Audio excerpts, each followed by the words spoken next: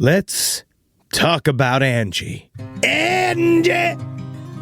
Oh, Angie! Angie's been connecting homeowners with skilled pros for over 30 years. And they've made it easier than ever to tackle home projects. Their nationwide network has experts in everything from plumbing and landscaping to roofing, remodels, and more. You can read verified reviews and request and compare notes to find your best price. So join the millions of homeowners who use Angie to get the job done well. Download the Angie app today or visit ANGI.com.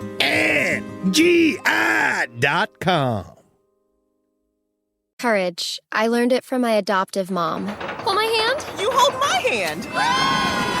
Learn about adopting a teen from foster care at adoptuskids.org. You can't imagine the reward. Brought to you by Adopt US Kids, the U.S. Department of Health and Human Services, and the Ad Council.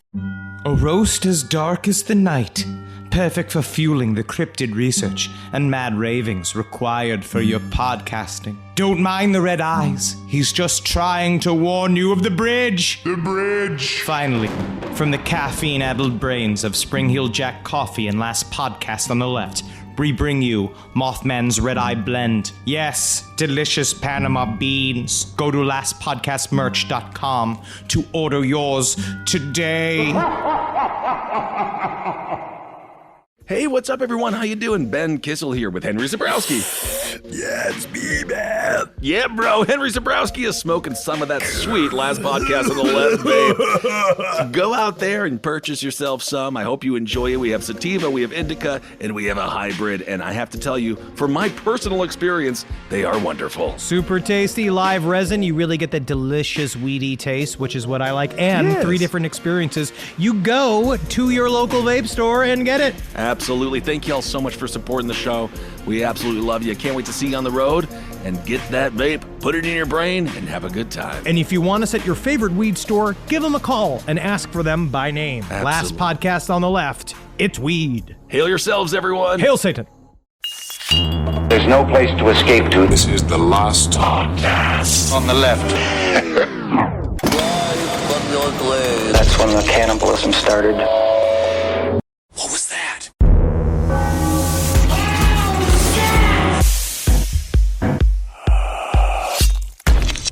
Military intelligence, I think that's called an oxymoron. Wow, shots fired, and not from a drone. Back in the day, OSS guys, these old school guys, they got parachuted in. They'd have fucking figure out how to make a Nazi's favorite martini. Hey, General, so we're parachuting in, but any idea how to get out? You're gonna wanna get yourself a suicide pill. Okay. But they get over there, they start working with all of these, fucking clandestine shit, the chasing Nazis everywhere, all this kind of crazy shit, getting fucking hardcore action sequences, blowing things up, all these crazy new weapons. I think that's just Inglourious Bastards, but yes. But now, the fucking CIA is like, I have Havana syndrome. Sound weapons. We're experimenting a lot of different things right now. I got hurt by a microwave. I got to call China and blame China. Oh, I hate it when they make us human hot pockets. What's up, everyone? Welcome to the Last Podcast on the Left. I had too many plantains yesterday. I must have Havana syndrome. We're about to blow you up, Henry.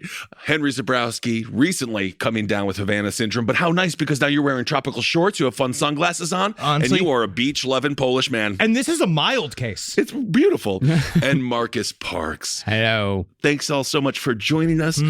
We have fantastic episode today. Freedom. I'm gonna let you down. Absolutely. Thanks to everyone who supported us for our stint on Spotify, and now it is so wonderful to be in the general population. We are back on all the platforms that you love to listen to your podcasts on. So please go, and you know where to find us now. And now that we're good and more open than ever, what an excellent time to handle the secret history of the United States of America. All right. Nice? This topic, man, this is going to unfurl in a magical way. It's a huge topic. We've been waiting years to do it, and so excited to learn right along with y'all the secret history of MK Ultra. My God, I just realized that we're doing MK Ultra. That's super cool. Right, we got here. We did this a long time ago. Very beginnings of Last Podcast on the Left started with one of those weird perfunctory paragraph on Wikipedia style episodes about MK Ultra. And this is one of those topics that people like me as a young man, kind of like what 9/11 did to the next generation, what JFK did to my generation and the people before that, got Wait, are people you into 70 years old? No, but it's the truth. Your generation, it was 64. But these are the entry-level conspiracy theories that get you into this world, and it's kind of fun to now having all this. Look at the experience. Look at my Burger Krang shirt. I love that Burger Krang shirt. We're ready to tackle it. And this is a fun topic for everyone to begin. Take some acid. And go down the road with us. MK Ultra was a top-secret CIA project that explored psychological, often drug-induced torture and interrogation techniques in the pursuit of a new kind of weapon to use against the Soviet Union in the latter half of the 20th century. This program existed for about half of the Cold War, from 1953 until 1973. And it definitely didn't continue in any way, shape, or form after that. And how dare you even think or say that, dog meat? I know, I see the twinkle in your eyes. I know what you're about to say, that they're continuing to do human experimentation. Sure. But that am I? Am I going to? Are you putting that word in my fucking mouth? You putting those words into my fucking mouth? That's what you get. That's right. This is what they wanted. This is what they wanted. They wanted us fighting each other. I do think you had a secret phone call with the United States government last night. They're already talking to us. Indeed. They're already on a stage in Washington, D.C., a person in a mask, I mean it, like a Guy Fawkes mask, threw a little pouch onto the stage, and I opened it up, and it was 4 challenge coins from the NSA. That was cool. They're here. Yes, they are. The MK Ultra experiments performed sometimes on willing participants, but mostly on the unwilling or unaware, sometimes showed Nazi levels of clinical evil, either destroying or killing multitudes in the name of pulling a fast one on the Ruskies. We learned from bad teachers. In a nutshell, MK Ultra was the espionage wing of chemical warfare, America's clumsy attempt at cracking the code of mind control for a war whose outcome seemingly rested on which country was more clever. You know what? You know for a fact they had to turn away some people who was like, Barry, you've been here 3 times this week. Yeah, man. I know. I know. But the thing is, we actually think you're taking advantage of us. Yeah, I'm just saying, Isn't that bro, that I got this fucking balloon festival I got to go with my fucking girlfriend, man, and I need to be a Manchurian candidate to that, bro. You haven't made it to any of the events you were supposed to assassinate the queen at. Fuck. Yeah. Whoa. Can we sync up calendars? Shh, dude, you're fired. Now, as far as what the point of MK Ultra was, the experiments were supposed to glean techniques that would either elicit confessions from Soviet spies, reprogram said spies to become American agents, or both, all without leaving any physical evidence that anyone had done anything. It turns out they just made a bunch of comedians. I wish. They invented the electric tambourine. Oh, no kidding. During the 1960s.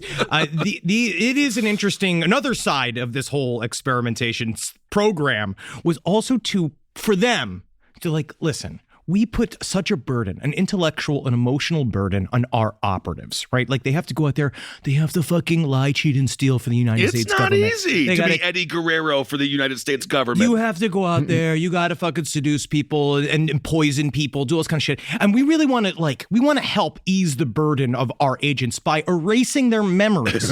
And then maybe a way to do that. This is true. So this is for us. This is for you. This is for you to protect you. Awesome. It's very interesting Thank you for fucking with my brain for me. That's what they wanted. They thought that what they could also do is help stop the problems of information leaks after people were quote unquote done working for the CIA. Because guess what? You're never done working for the CIA. No, you're not. I should know. Yeah. You are really putting this shill thing. You're taking this to the next level. That's for sure. Or is he? I mean, the problem is that CIA agents were killing themselves because they had done really bad shit. And sometimes they had done things in service of the program that was supposed to wipe their mind. Okay, I'm going to put one of those little dashy stars there over really bad things. Proper things that needed to be done in order to ensure the United States government's reign domestically and globally. Thank you for your service. That's an asterisk is what he's saying. Asterisk. No, it's a star thing. But while eliciting confessions and reprogramming spies, while that was the main focus of MK Ultra, the objective that was given the least research is the one that gets the most attention. That objective was the creation of so-called Manchurian candidates. Yes. Manchurian candidates, as they were named in pop culture, were assassins who had supposedly been programmed to kill through a combination of mind wipes and hypnosis. I really appreciate that you did speak in capital letters. Yeah, is that how you heard it? Programmed to kill. You have to do it. If we say that again, because that's TM, that's conspiracy theory trademark. Programmed to kill. That's how you speak in capital letters? Yes. Good to know. Once suitably programmed with an assassination mission, Manchurian candidates would be totally unaware of said mission, status, or target until they were activated by a word, phrase, or image. And I'm here to tell you about Ben Kissel's Manchurian Eats, where it's actually Manchurian candidates that drive to McDonald's for you. You're talking about being on sleep medication, like sleep eating. I'm talking about getting a whole force of drugged out people that have shitty cars that are going to pick up my food for me. Whoa, finally, MK Ultra can be used with Uber. MK Ultra and Uber can get together. Ooh. Actually, and the name, the Manchurian Candidate, actually came from the movie, right? So they said the that they movie were, began the term. they started this. As I said, like as they were named in pop culture. They were named by pop culture, yeah. But there actually is a real connection to possible human experimentation that was done in the Manchurian area of China. So there is some people, like, again, once you go back double into the world of conspiracy theory, that some people think that that information was fed to Hollywood executives to point the truth of where the nature of the MK Ultra Manchurian Candidate program came from. Well, one thing that's not a conspiracy is human rights abuses across the country and the globe. Yeah. Well, our generation mostly knows it from Zoolander or Naked Gun. Must kill the queen. That's Of where we know course. Manchurian candidates from. Reggie Jackson. Fantastic acting job by Reggie Jackson. I must kill the queen. But he did it like a robot. It was very good. Now, once activated, the assassin would carry out their mission, then have no knowledge of what they'd done or who would put the idea in their head. Needless to say, this would have created a powerful weapon for the CIA in terms of both efficiency and the kind of paranoia such a weapon would create. And of course, MKUltra was spearheaded by the CIA in the first place because they believed that the Russians were working on mind control techniques first. It's called vodka. And the U.S. government could not afford a mind control gap. Unfortunately, though, all of the intelligence that they had collected, not a single bit of it pointed towards the Russians having one of these programs in any way, shape, or form, or the Chinese, or the North Koreans, or the Japanese at this time period, which they all suspected. And it's almost like they came up with the idea on their own and then just ran with it. Huh. All right. Well, that's the American way. Now, MKUltra is not a conspiracy theory. It is fact, history, policy. Hard it fact. Happened. Hard fact alert. We know about the hallucinogen-induced psychological torture perpetrated on American prisoners, the irreversible mind wipes of mental patients, and the foreign POWs who were taken past the limits of human endurance into death.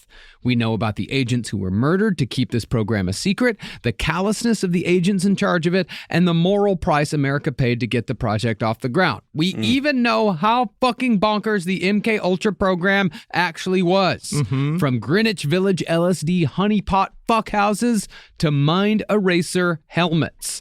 And we know that MKUltra is but a small part of the CIA's Looney Tunes nuttiness in the 50s and 60s. It's a thing that we like to call asymmetrical warfare, where we come up with a bunch of things that are an alt to bullets. So what they decide to do it, like, what if we do it psychically? What if we get in there and really scramble your brains? But what that does is take us from we spent the delta points of American exceptionalism that we earned winning World War II on this, and then we became like everybody else. Like that is like one of those things where we deeply sold out the soul of the American people and its government. Well, mind eraser helmets, that's just if you're in the NFL, that's called CTE. And you're going to want to be very careful out there with the head injuries. The worst part of it all, though, we sold it out for nothing. I mean, we got a bunch of acid. True. What about music? Didn't it have some positive effect on music? We're going to get there, right? Like there were some cool tunes. Yeah, we're going to get there. But Ben, I'm going to ask you, is the price worth it? Because MKUltra did not work. please.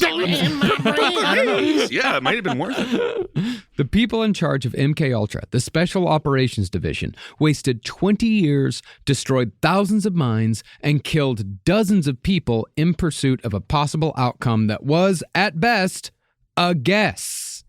The human mind is difficult terrain to know because in order to look at it, we have to look in our own brains. And our eyeballs are attached to the front of it. I don't want to. Succinctly fucking put, Henry. Very succinctly put. Thank you. Eyes in the back of your head. CIA.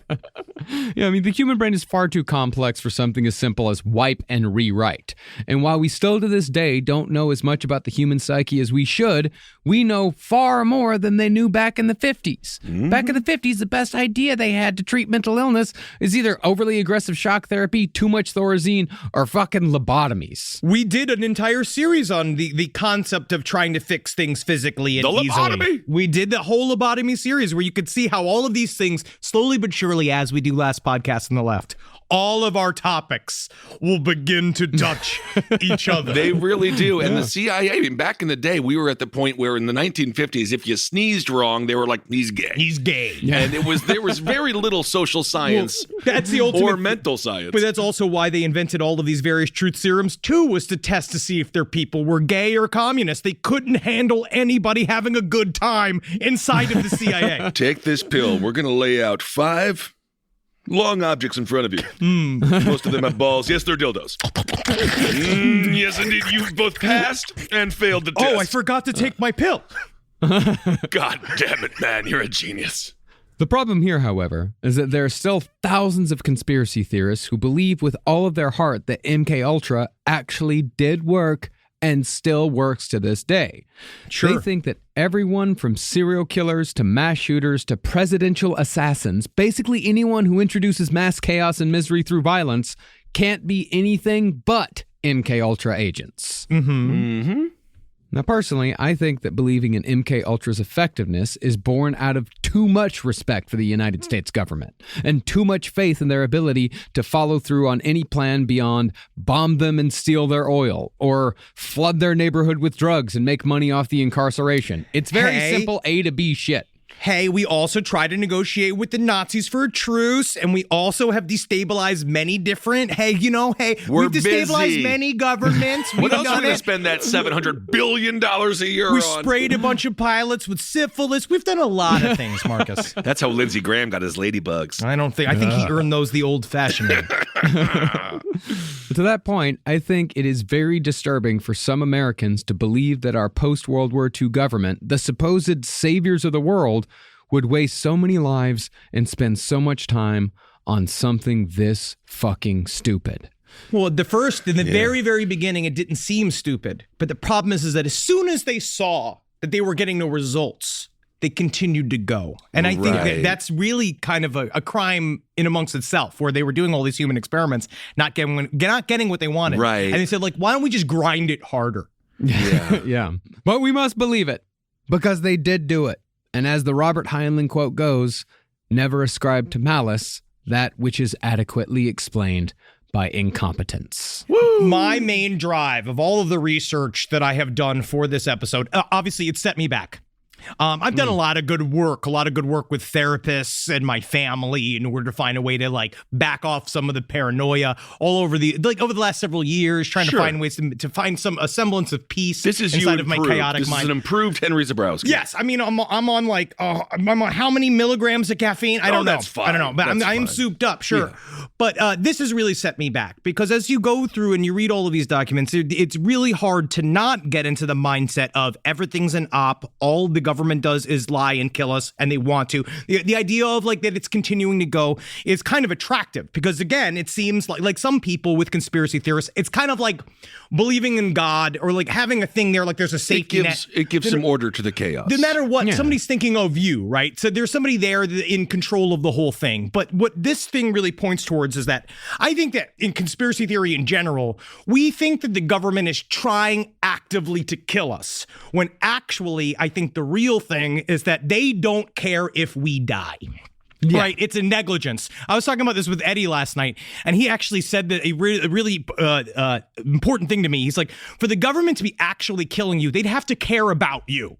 They'd have to think of you, but it's like they don't. They mostly just roll you over. You don't think Joe's thinking of me? They want you to work. They want you to be in factories. They want you to do that type of shit. They want you to fucking deliver people's food and work at the airport and shit. But they're not yet at the population control thing. Well, that's the corporation class. Yes.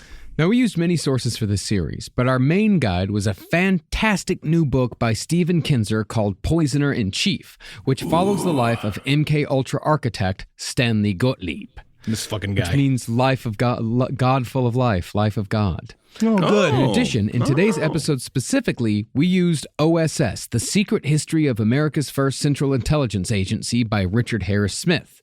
And we used the granddaddy of them all, 1975's The Search for the Manchurian Candidate by John Marks, which blew the lid off the whole operation.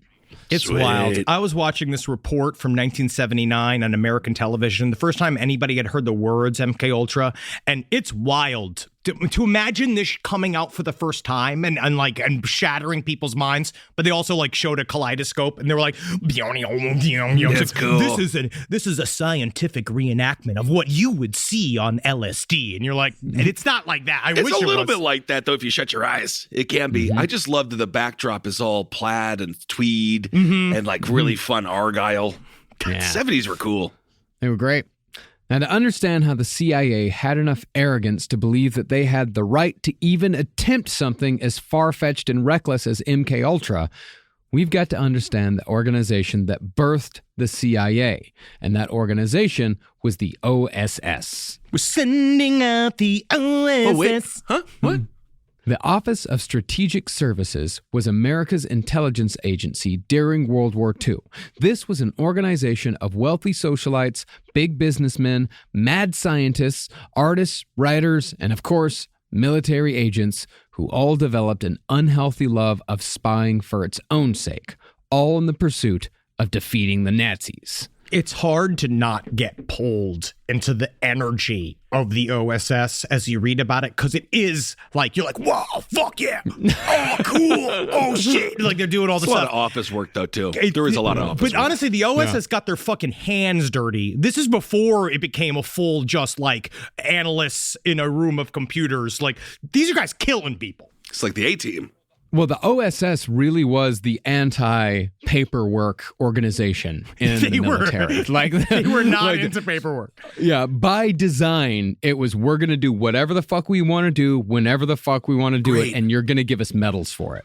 That's awesome. What's more reliable than a good old game of telephone about international affairs? But the thing that actually happened is that because it was the elite, they were all chosen to be a part of the OSS, it did create a secret group of government. They basically created a secret government within our government, because it was a bunch of people, as we're going to see time and time again throughout the story. There's many different agencies and human beings within this story that all thought they knew what was best for the United States of America. And they all just ran in 100 different directions, all believing they will eventually be the rightful king of America, and people will all give them all of the trust and the power that they feel that they deserve. Sounds like a great way to unravel the American quilt. It's what happened. Yeah. Now, the OSS was more or less created 5 months before the attack on Pearl Harbor, when it became clear to President Franklin D. Roosevelt that we were going to be a part of World War II, whether we liked it or not. He let it happen. He let it happen. So, for America's first serious excursion into espionage, sabotage, propaganda, and guerrilla warfare, FDR chose a man named William Wild Bill Donovan. See, like many in the early American espionage game, Donovan was both upper crust and a war hero. He's like Teddy Roosevelt in that way, where it's rich boy who was really excited to go kill people. To this day, William Donovan is still the only person to have earned the Distinguished Service Cross, the Distinguished Service Medal, the National Security Medal, the Medal of Honor, and both a Silver and Purple Heart. And he earned all of those during World War I. You can definitely hear him coming. Oh, hit Not very secret, but that's okay. He earned all of that in one mission where he took a tank turret in his own butthole, and he absorbed the bullet like he's Kirby. Wow. All in one go. That he got every medal. That's incredible. This All the man, medals. he loved to kill. He really loved being in the shit. You say love, it's a passion. It's just a passion. He developed a love of combat. He liked being in the mix to the point where, as you'll see later on, he kept showing up in all these various war fronts. The United States Army would be like, "Why are you here?" And Wild he's like, Bill? "I'm checking up on all of you." And they're like, "You have no reason to be here. You're a liability." Like he had to be then protected. It's like when O.J. Simpson shows up to the Buffalo Bills games. Sure. And like, you have to go, O.J. Yeah, be like, please. just leave. You were great. Thank you, O.J. Why don't we put Please you go. in a private room? You need your own booth. Let's go back here. No, it's a VIP area. Yeah, that's right. This is a bathroom, guys. Hello, Bathroom World.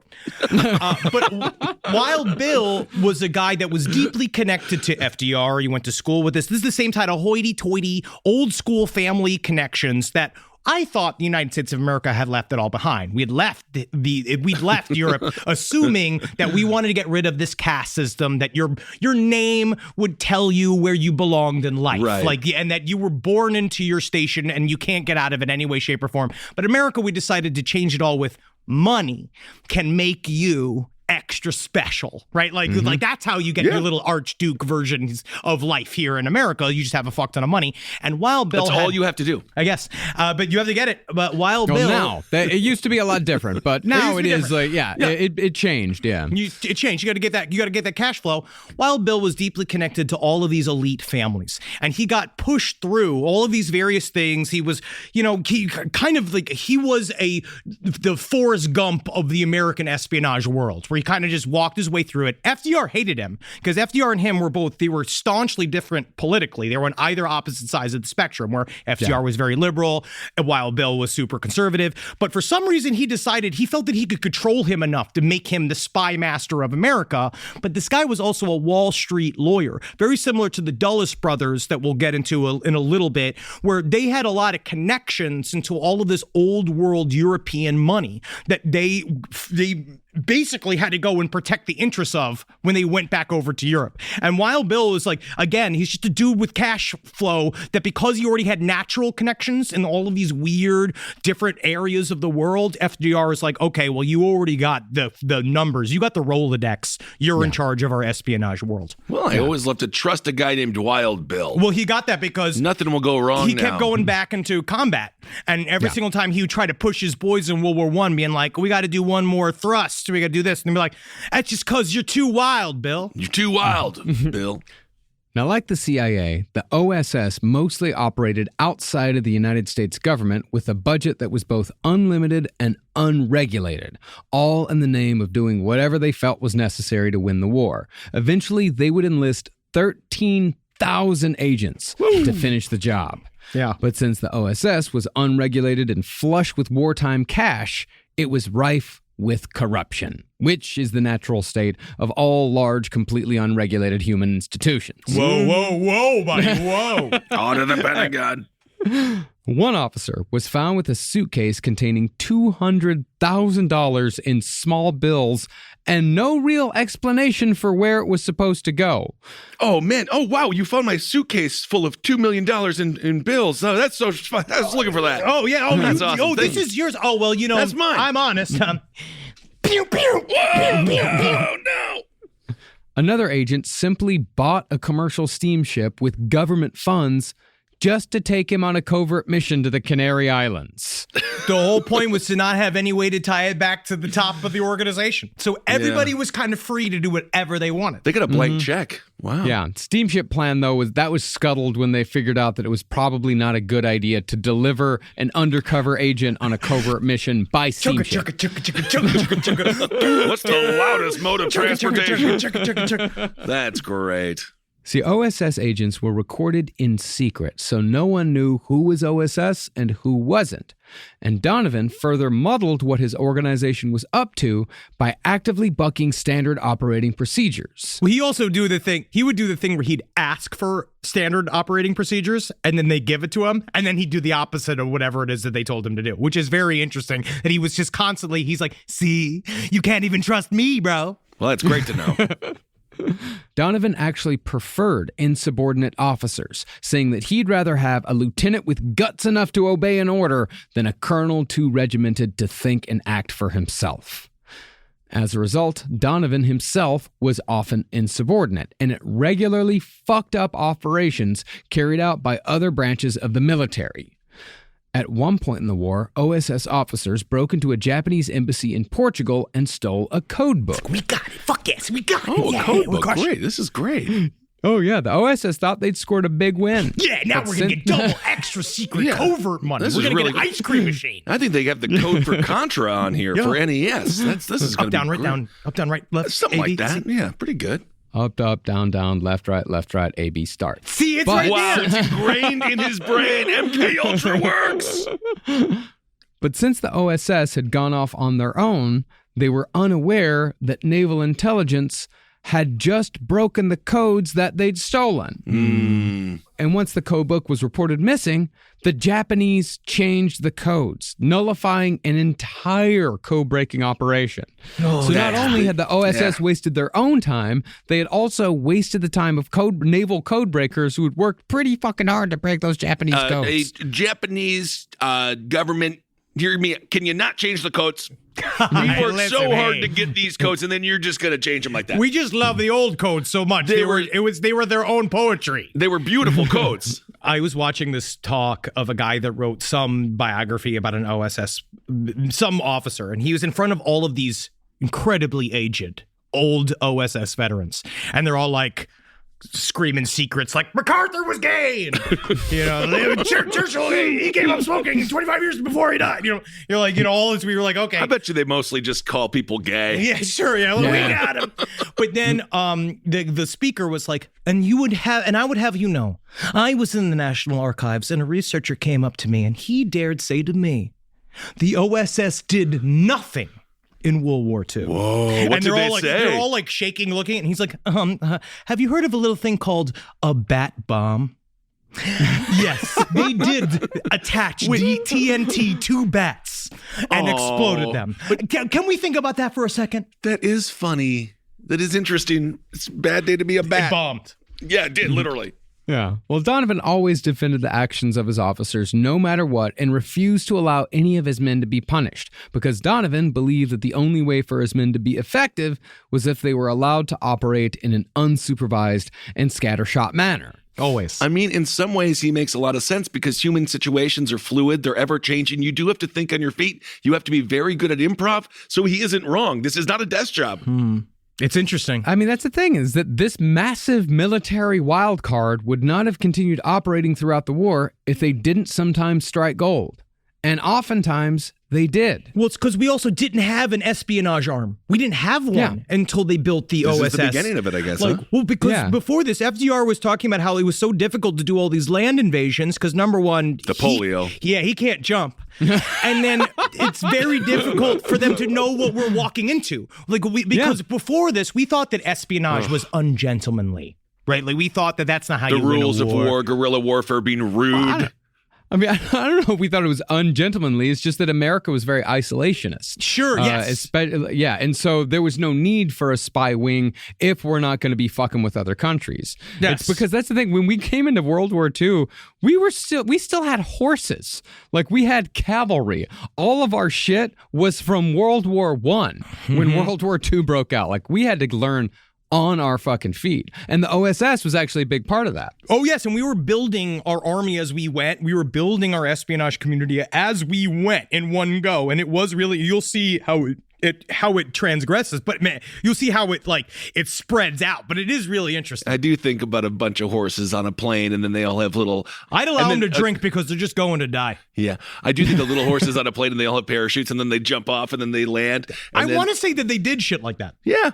Huh, I don't think they ever tried parachuting in horses. Why not? Why not? Come We on. got the parachutes. And then you land with the horse, and you're like, ready to go. You got a head full of government-grade LSD. And you're like, listen. On a steel horse I ride.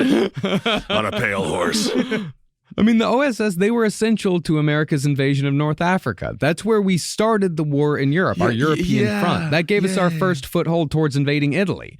They set up agent networks in France to support the invasion at Normandy, and they provided invaluable information on German strength, air defenses, submarine production, and rocket production. Not saying that the OSS is a fucking wonderful organization. I'm just saying credit where credit's due. They did their job.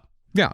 However, because OSS officers knew that they could avoid disciplinary action no matter what they did, operational funds often mysteriously disappeared, and just as mysteriously reappeared in the bank accounts of OSS veterans after the war. And I'll just take my bonus. Thank you. That's great. Just see the guys showing up like Dumb and Dumber, just dressed. Here's just an IOU. dressed to the 10. This is as good as looking money. You're going to great. want to hold on to that. That's for a tank. See, according to the OSS psychological chief, Dr. Henry Murray, the way the OSS operated was almost tailor-made to attract psychopaths. Oh, good. They were intrigued by the idea that they could do whatever they wanted without consequence, and they were also intrigued by the fact that they could more often than not be rewarded and praised for acting like a psychopath. I think you're talking about the overnight shift at Taco Bell. Or my middle manager at Borders. Guys, it's weird to think that, like, in order to work for an organization like this, you have to be good at keeping a secret. And what are the qualities of someone who's good at keeping a secret? You really have to really believe in some way, shape, or form that you are superior to other people. I really do think that there's a factor here where you think that you can hold the secrets of America inside of you, but then because you are holding this quote-unquote precious information, you then have a license to do whatever it is that you do want. have leverage over those people, right? Because you have a piece of information they don't, so Absolutely. you're playing with another card in the deck. But the OSS will already create a problem here with how do you hire people whose jobs are to be treacherous and then expect them to not fuck with the organization that they're working for and not fuck over you and fuck over everybody else. And speaking of psychopaths, the OSS's drive for operational autonomy came most strongly from intelligence operator Alan Dulles, who would eventually become one of the most notorious directors of the CIA. Boo! Uh-oh, he's getting a boo! I need a soundboard. Quack, quack. What else do you want to hear? That's a good That's one. what she said. Wow. I need a that's what she said button. That would really help the show. I didn't expect it to get that big. Yeah, it's perfect. That's great. Well, Dulles believed that it was not possible for people in Washington, D.C. to understand the on-the-ground reality of OSS intelligence gathering. Couldn't possibly understand. I mean, they go on. Well, while that may be true in some cases, it definitely is. Dulles believed that it could only work if Washington, D.C. assumed that it was true in all cases. And can you say Washington, D.C. like Tim Curry from Clue? Washington, D.C. Washington, D.C. Now, a Princeton graduate like Alan Dulles fit right in with the rest of the operational heads of the OSS. Yeah, he's old money. He's deeply connected to the Ivy League system, and he's already got money invested in German businesses that were making things for the Nazi war machine, and he had to go in and make sure that they were taken care of during his negotiations, his secret negotiations with the Nazis. J.P. Morgan's sons were OSS leaders. A Vanderbilt was in charge of the Special Operations Branch. A DuPont directed French espionage. A member of the Standard Oil family ran security in Calcutta, and a member of the Equitable Life Insurance Company headed intelligence in Italy. The only reason why the Rockefellers weren't in the OSS was because they were already in charge of an entire agency all by themselves. The coordinator of Inter-American Affairs. They just had their own intelligence group. They just bought guys. They bought G-men. They bought enforcers, because then these will all follow the maps of, like, because the CIA has idea guys, and they've got hard-nosed guys. They got the guys who do their dirty work, and they got the guys who come up with the dirty work plans. And it was really easy for a bunch of rich people who have been sitting back and kind of planning what they'd do. If they had all of I don't think it was connections. that. I don't think they were planning and I've just been like set back. waiting and all that. Who knows? But the interesting thing about DuPont, it's also responsible for hundreds of thousands of deaths. So when you go and buy your paint, it might as well just say Lockheed Martin, eggshell. So don't forget that everything that we're surrounded by Missile is covered silo in gray. blood. Missile silo gray is so beautiful. It goes absolutely perfect with anthrax red. Afghan blood red. Whoa. Now, needless to say, these early connections to the wealthy families of America don't do much to dissuade conspiracy theorists from believing that the CIA is an all-powerful octopus of malice. It certainly don't. Oh, God. I don't like that term, but all right. Octopus of malice? Yeah, That's fucking sweet. Because I see the cloaca. I'm gonna drive it around. Yeah, with big fucking saddle on it and a fucking whip. Oh, that's the octopus of malice, huh? Wow, nice car. But, I mean, really, all this just comes from the fact that President Roosevelt came from a wealthy, old-money New York family. So he appointed people who also came from wealthy families, who in turn appointed more people from wealthy families. It's not calculated conspiracy. It's simple social connection. It sounds like we're building a caste system. No. We would never do that. We would never do that. Human nature doesn't just do that like we're ants. But that's why I mean, like, in a way, like, while it's not a, this is fun, muddy ground. In a way, it is calculated conspiracy because they wanted a certain type of person to be in charge of these things. They wanted a person who was moneyed, of an elite class, obviously probably did not have a lot of Jewish connections or any other sort of ethnic persuasion. They were all on this top level. And so Protestant probably, huh? Oh, yes. Mostly Protestant. And in my mind, a lot of it is, it's like a conspiracy literally is just a group of people meeting in a room, straight up. Like, that's what a conspiracy is. So in a way, this sort of is a conspiracy, but they didn't view it that way because they've only lived in this little bubble their entire lives. I mean, it would be a conspiracy as much as like middle-class people getting together for a homeowners association meeting is a conspiracy. That is a conspiracy. You don't think that conspiracies don't happen inside of HOAs? Never sign up with an HOA. Are you in an HOA? No, absolutely I could never do an HOA. No, I'm not signing up for the fucking the Illuminati of Culver Avenue. No, remember, that's what Dennis Rader used to do because he was part of an HOA. Exactly. And he would, your lawn's a little too long. And it's like, you're raping everybody in town. This is what I'm saying. Well, I would say collaboration does not equal conspiracy. Sure. Okay. You could say that. Rise from your grave.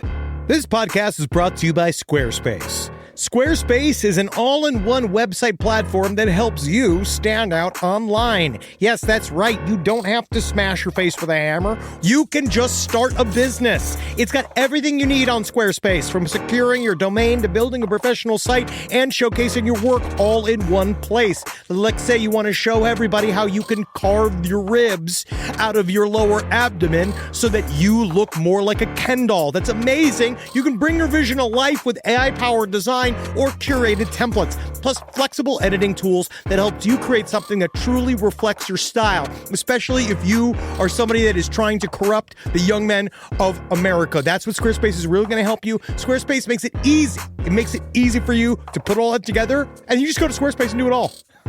Thanks, Braden. Head to squarespace.com/left for a free trial. And when you're ready to launch, use offer code LEFT to save 10% off your first purchase of a website or domain. Hey there, everybody. Is your cell phone bill too much money? Are you getting that bill and you're like, hey, what is this? I can't believe for what? For 5G? Are you crazy right now? $100? I don't even barely got any bars when I'm just sitting in my living room, okay? You don't have to deal with that anymore. Are you ready for this?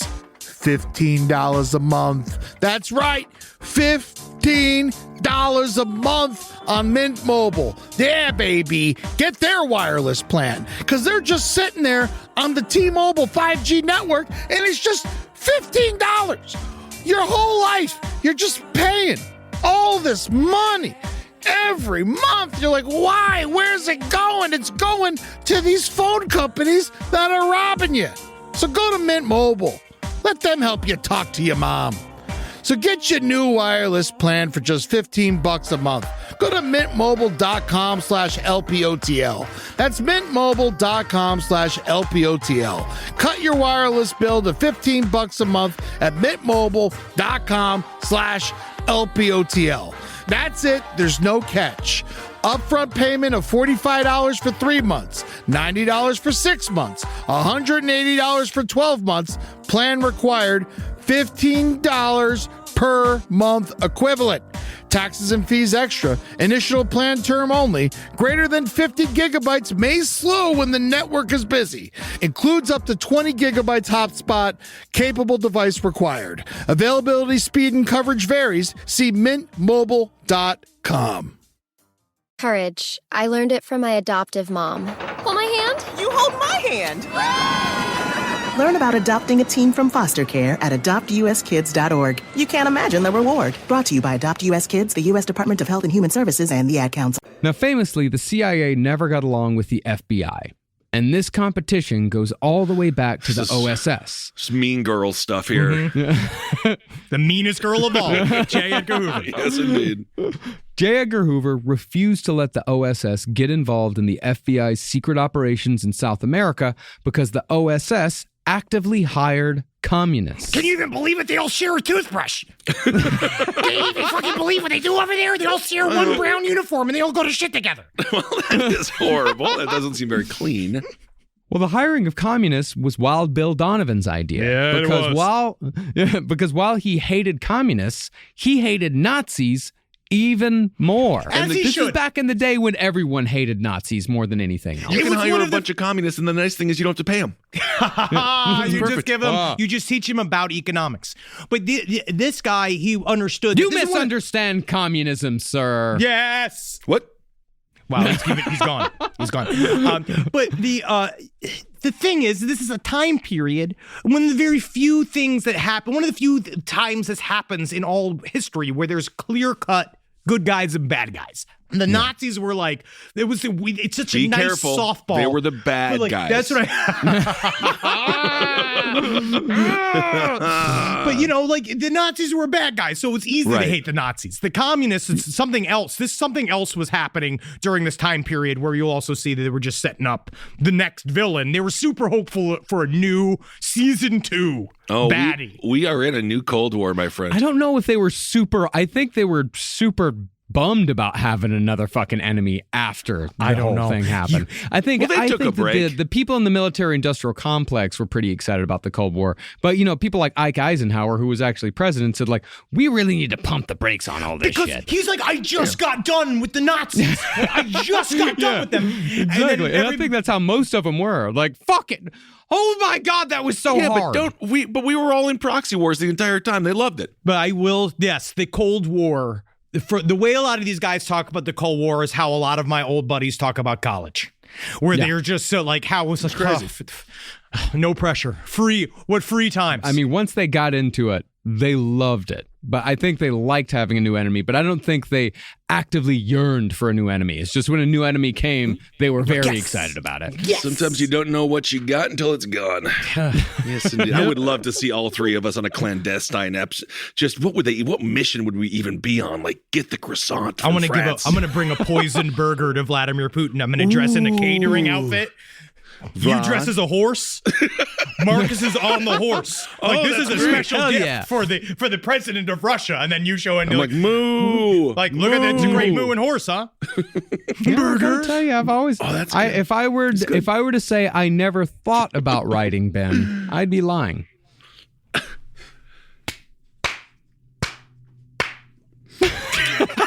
Wow, that's fantastic. That is absolutely wonderful. Just one clap in the back of a large auditorium. No, you can ride me whenever you want, Marcus. Don't even worry about it. Thanks. Yes, indeed. Just don't do it with no hands, if you know what I mean. Would insert your penis into my rectum, and then that's why you would be able to hang on. That's you great. Get it. You got it. Well, Bill Donovan was quoted as saying that he would put Stalin himself on the OSS payroll if it meant killing Hitler. And he meant it. But shit like that was the sort of thing that J. Edgar Hoover thought was the most dangerous way of thinking you could have. Hoover might have been right about that. I don't know. Nazis, we had the Nazis, if they did not open up the Western Front If they not opened the Eastern Front with Russia, they very well would have had Europe. They would have had it. Absolutely. They were winning. They were. It was them versus Europe, and they were winning. Yeah. So it got close. I've had a couple conversations about it. I know. We've seen some documents that had to go up in smoke. Like Snoop Dogg. Is that what the Up in Smoke tour was all about? Them burning Nazi documents? Yes, it was sponsored by Enron. Interesting. Now, once Roosevelt heard of the rift between the FBI and the OSS, he intervened and gave the operation to the FBI. The OSS, however, just didn't give a fuck and interfered in South American operations anyway. Another time, the OSS secretly raided a Spanish embassy in D.C. to photograph code books and other pro-Axis documents. But since this was a domestic operation, Hoover felt that the OSS was stepping on his toes. This is Budweiser. You get the hell out of here. You go out there with your Amstel Light. All right, that's what you do. You do the European theater, okay? And I've actually heard that the European theater is wonderful, and we should all go. European theater's fantastic. So Hoover spent wartime resources assigning FBI agents to trail OSS agents. Oh my God, what are we doing, guys? Okay, what are we doing here, guys? This would continue for years. Oh God.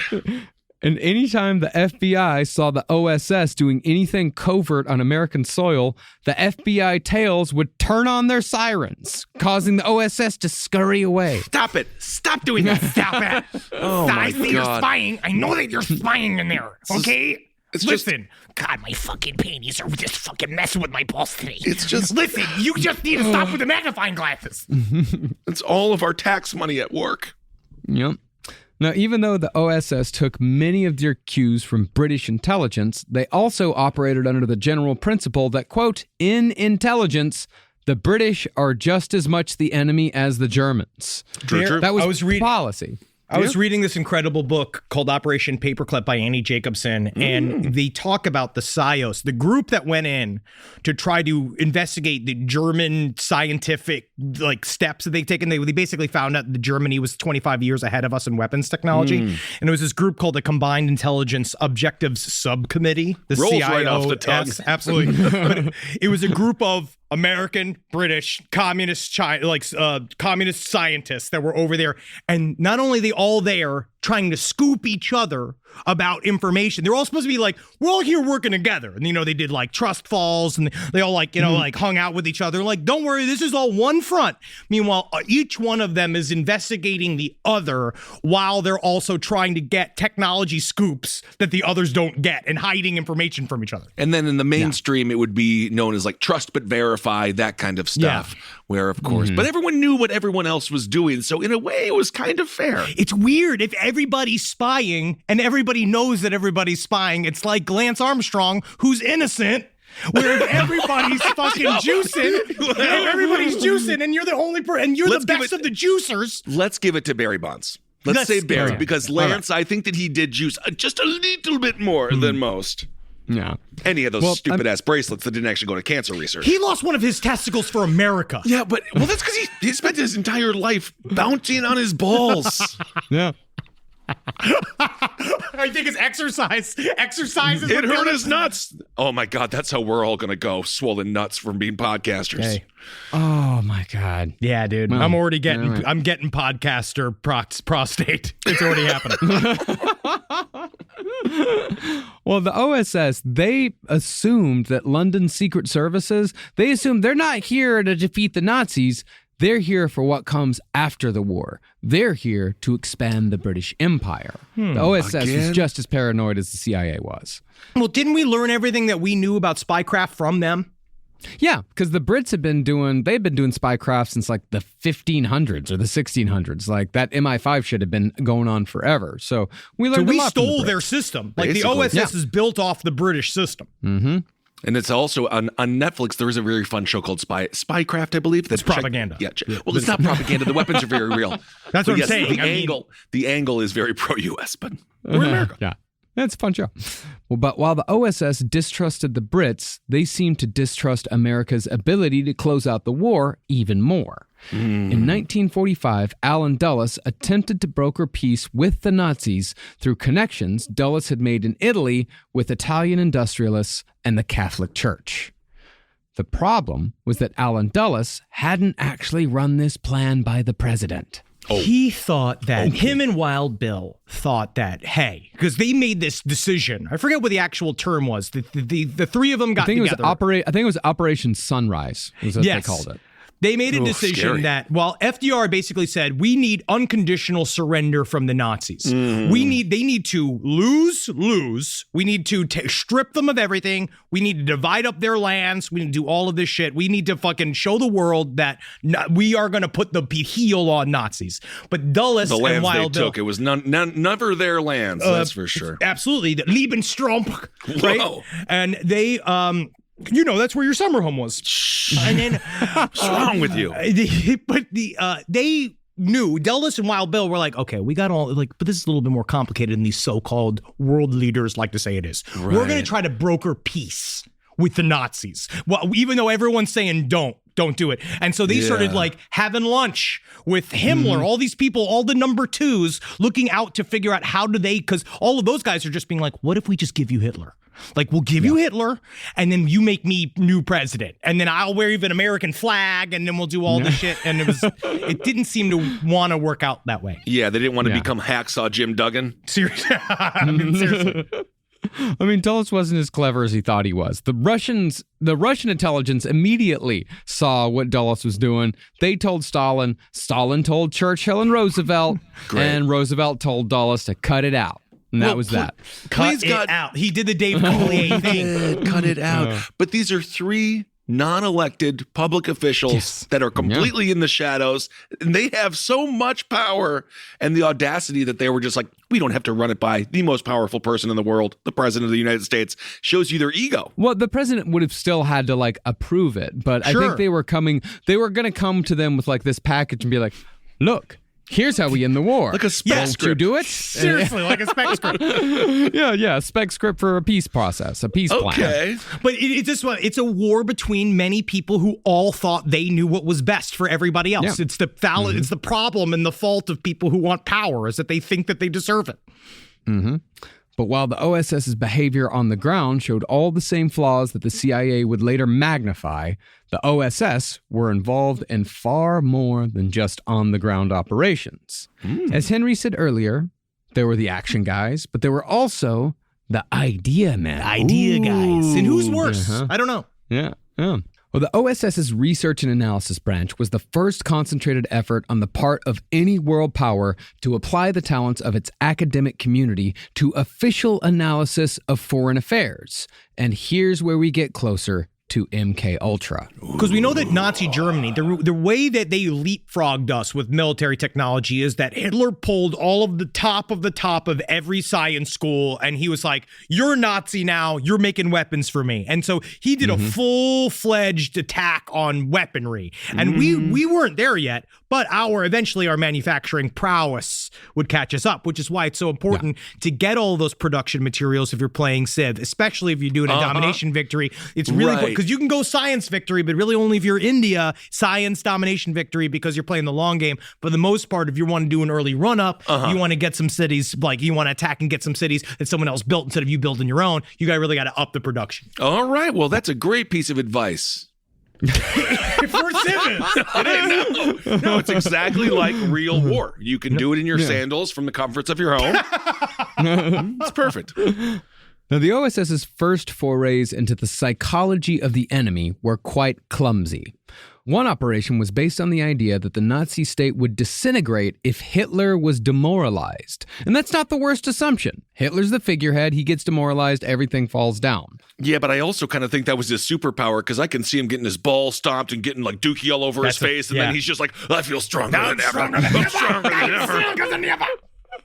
But in practice, the OSS tried to demoralize Hitler by airdropping piles and piles of filthy German pornography. Thank you. Thank you. It's really weird. Like this actually still goes on in the PSYOPs of the U.S. Army because they play like Taliban bloopers and shit on radio stations. We hear people go like, oh, like people act like Taliban dudes accidentally blowing themselves up in order to make you think that they're not as dangerous as they are to inspire you to attack them. I wonder what some of those porno mags were. Milfers for sure. It's German. Dookie boys.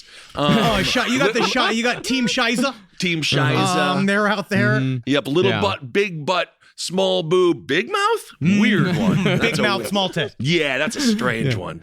I mean, the logic is unclear on this one. I can't quite figure it out. I mean, I guess they thought that if Hitler saw German fraus in compromising positions, he'd lose faith in the whole thing and the Third Reich would just fall apart. I think so. I don't know. I don't know what their logic is. Did you read about the thing where they would drop off leaflets saying that it was like the Lonely Women's League, like this thing that they would paper the German people with this concept of, and these apparently these incendiary articles that would say that German wives, while the boys are out fighting, are cheating on them at home, and they form these organizations, and so it's about demoralizing them from the inside out. Wow.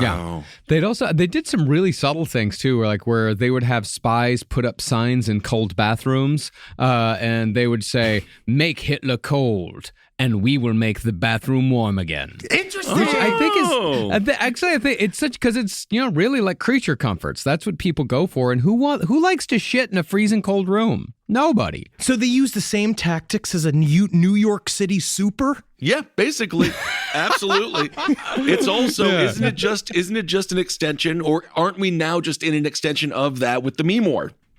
It's all just a series of memes they dropped, and then people are like, "Oh, okay." The CIA used to use dangerous shit. Now they're fucking doing Pepe the Frog memes. Yeah, I mean, that's all a meme is a unit of information. That's the definition of the word meme. So yeah, memes have always been a useful means of propaganda. TikTok is a psyop. Facebook, a psyop perhaps as well. Instagram, they're all psyops. Who knows? Or they can be used as a psyop. I've been set back. Oh, Facebook was 1,000% co-opted as a psyop. Well, they just immediately. In fact, I would say Facebook is the most successful psyop in human history. Yeah, they decentralized Central America more than we want. We've been trying so hard. And they just did it with a couple of like buttons.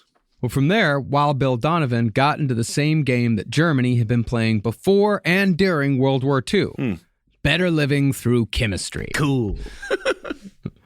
Now, Donovan asked his scientists to develop a speech-inducing drug for use in intelligence operations, insisting that the need for such a weapon was so acute as to warrant any attempt to find it. What I need for you to do is to invent the Bud Light. Yeah. Something that will make someone go up and do 2 to 3 minutes of rape material in an open mic somewhere in Long Island City. Something that dares inspires a man in a stinky hoodie to go up there and talk about how bad his dick smells. Yes, indeed. Unfortunately, we have not been able to crack the Bud Light code, but we do have Operation Tecate. Oh, no! That makes us extra bad at comedy. Now, the committee soon got to work researching alcohol, barbiturates, caffeine, peyote, and the anti-nausea drug scopolamine. Because scopolamine's also the zombie drug. It's the thing that they can blow in your face and they say it can control you, but it also keeps you from getting motion sickness. Weird. Yeah. I mean, guess just so. like Dramamine also is like high. I took Dramamine once and I was knocked out for like 6 hours. Do you get highly suggestible on Dramamine? Didn't they also say the same thing about Tylenol? Like, doesn't acetaminophen technically make you more suggestible? It's not that it makes you more suggestible. It makes you less risk adverse. It makes you more impulsive. Yeah, it makes you more impulsive. Yeah. But these people found that the most effective drug for inducing speech, or at least the most effective among the first ones they tried, was marijuana. Marijuana. Yeah, dude. Because, it does tend to make somebody pretty chatty. I guess so. It also makes me kind of locked in my own brain sometimes, but I guess it depends on the strain. It really does. Because, Indicouch really does it to me. Yeah. So the committee made an odorless, colorless, tasteless, highly potent weed tincture. Oh! And that tincture became the OSS's truth drug. That's what I did during dry January. You honestly, you spoke a lot of truths. You revealed your secret song for the audition that you did for the school musical. Yeah. Ben, when you had the ability to speak, you did speak some truths. Some big truths. That's it. That's all you can ask for. Now, since this tincture was undetectable, agents could eject it into any kind of food without the subject being any the wiser. But since it needed to be tested, and since the OSS still had a couple of scruples, OSS operatives would test it on each other. That must have been a fun dinner. Yeah, they dosed their coworkers through candy, salad dressing. Mashed potatoes was a big one to put in the mashed taters. Yeah. Man, we really have come far because this is just something you can get from the most beautiful woman in Santa Barbara right now. Yes, like, you remember. Like, come over. We'll have weed dinner. Bring your friends. Like, this is something that we paid good money to have happen to us. But dude, this is not friendly tincture. Even using the word tincture. So what's the difference between the THC strains that they're using here and the ones we have now? The original dosages of it used to make people vomit. Like, it's that much THC. You would go into catatonia. Like, they would, like, full body sweats, seizures. Like, they first were like, we think we might be giving these guys too much. And then they started to realize, like, oh, it needs other ways to do it. And finally they got to smoking it. It seems to be the most effective. Wait, they finally? Yeah. Yes. They finally got to fucking smoking it. If you want another reminder of how stupid these people are. It came from guys that they knew within the jazz scene, because the jazz scene, they had operatives, because the thing too about all of these guys, right, is that you need guys from all walks of life. You need people that have all these different hands in all these different worlds. And they had guys that were at the time, like, in the underground of the jazz scene. And they had known that they were like, well, you know what happens is, like, sometimes that one guy, before he hit the joint, he was just going, but then he hit that one cigarette and he started going, whoa. And so it's like, I think that we've got something here. And then finally, he was like, we should smoke it. And they were like, no, we need something more sciencey than that. We're going to turn it to liquid. And then he kept being like, we should be smoking it. Yeah. If it works at Cafe Wah, it can work at the White House. Well, part of what you needed to do was to give it to a guy clandestinely. So you couldn't just say, like, here, smoke this joint so we can get all the secrets out of you. You got to get it to him in a way that he doesn't know he's getting it. So what they ended up doing was injecting that tincture into cigarettes. Oh, yeah. And after smoking one of these laced cigarettes, the subject would, of course, get high. Then the interrogator would try to get the subject to spill the beans. Ultimately, though, the truth drug proved inconsistent because while it sometimes stimulated a rush of talk, it made other people paranoid, causing them to clam up. And they didn't say shit. One of the most... So the head of the CIA at the time, he actually would... it became the rumor of, like, never take a cigarette from the boss. That's not a rumor you want spread about you. Because he would have a pack of cigarettes laced with this shit, because their whole thing is they would, like, again, what we'll see, this is a common thread. They want to see these things in an operative scene. They wanted to see it in a place where, like, we wouldn't use it on willing. We wouldn't use it on willing. Normally in war, we wouldn't use this on willing people. We have to see its effectiveness when we do it on people who don't know that they're getting it. So they had to figure out a way to do it. And in 1943, there's this guy named George White that we're going to talk about next series of episodes. George White is up there with, like, the wackiest fucking JFK conspiracy characters you can possibly imagine. Like, George White is, like, an American character. He's a real fucking, he's a scotch. This guy, he's a real piece of work. But how does he dress? I'm seeing suspenders. He is old school 1940s goon. Like, looking like a goon, like, big head, big meat head. Yeah, bowling ball body. They said he looked like a bowling ball with a hat on. He has, seriously, he looked like Alex Jones. He's got like that. He's got a fat from whiskey body. And he went into a field test where he wanted to see the effectiveness of this shit. So what they decided to do is that he went undercover and talked with this mafioso, this guy named Little Augie Del Gracio, right? He was a drug dealing guy. He started getting deep into, like, the original heroin networks into New York City, like his old school drug dealing. And yeah, he's like getting in with, like, Lucky Luciano and guys like that. And so he gave him these cigarettes, right? And they started, like, hanging out and doing stuff. It turned into Del Gracio giving him a 2-hour monologue about the intricacies of drug dealing and drug networking, and telling me, like, basically, like, you wouldn't even fucking believe where we hide. It goes behind the potatoes, and he's like, man, this shit's fucking wild, dude. Bro. You Don't fucking hear this shit, dude. We hide it in the fucking spaghetti. You're spilling the beans, dude. Those are beans. You're spilling the beans. More like I'm sluicing the ranzoni. Oh my god. So after the marijuana experiment, Stanley Lovell, head of OSS Research and Development, proposed that there might be a way to use hypnosis to program a German prisoner to hate the Gestapo. But they decided there was no reason to stop there. If you could program someone to hate, then you could program them to hate enough to kill. Oh, I thought you were going to say love. No. Oh, no.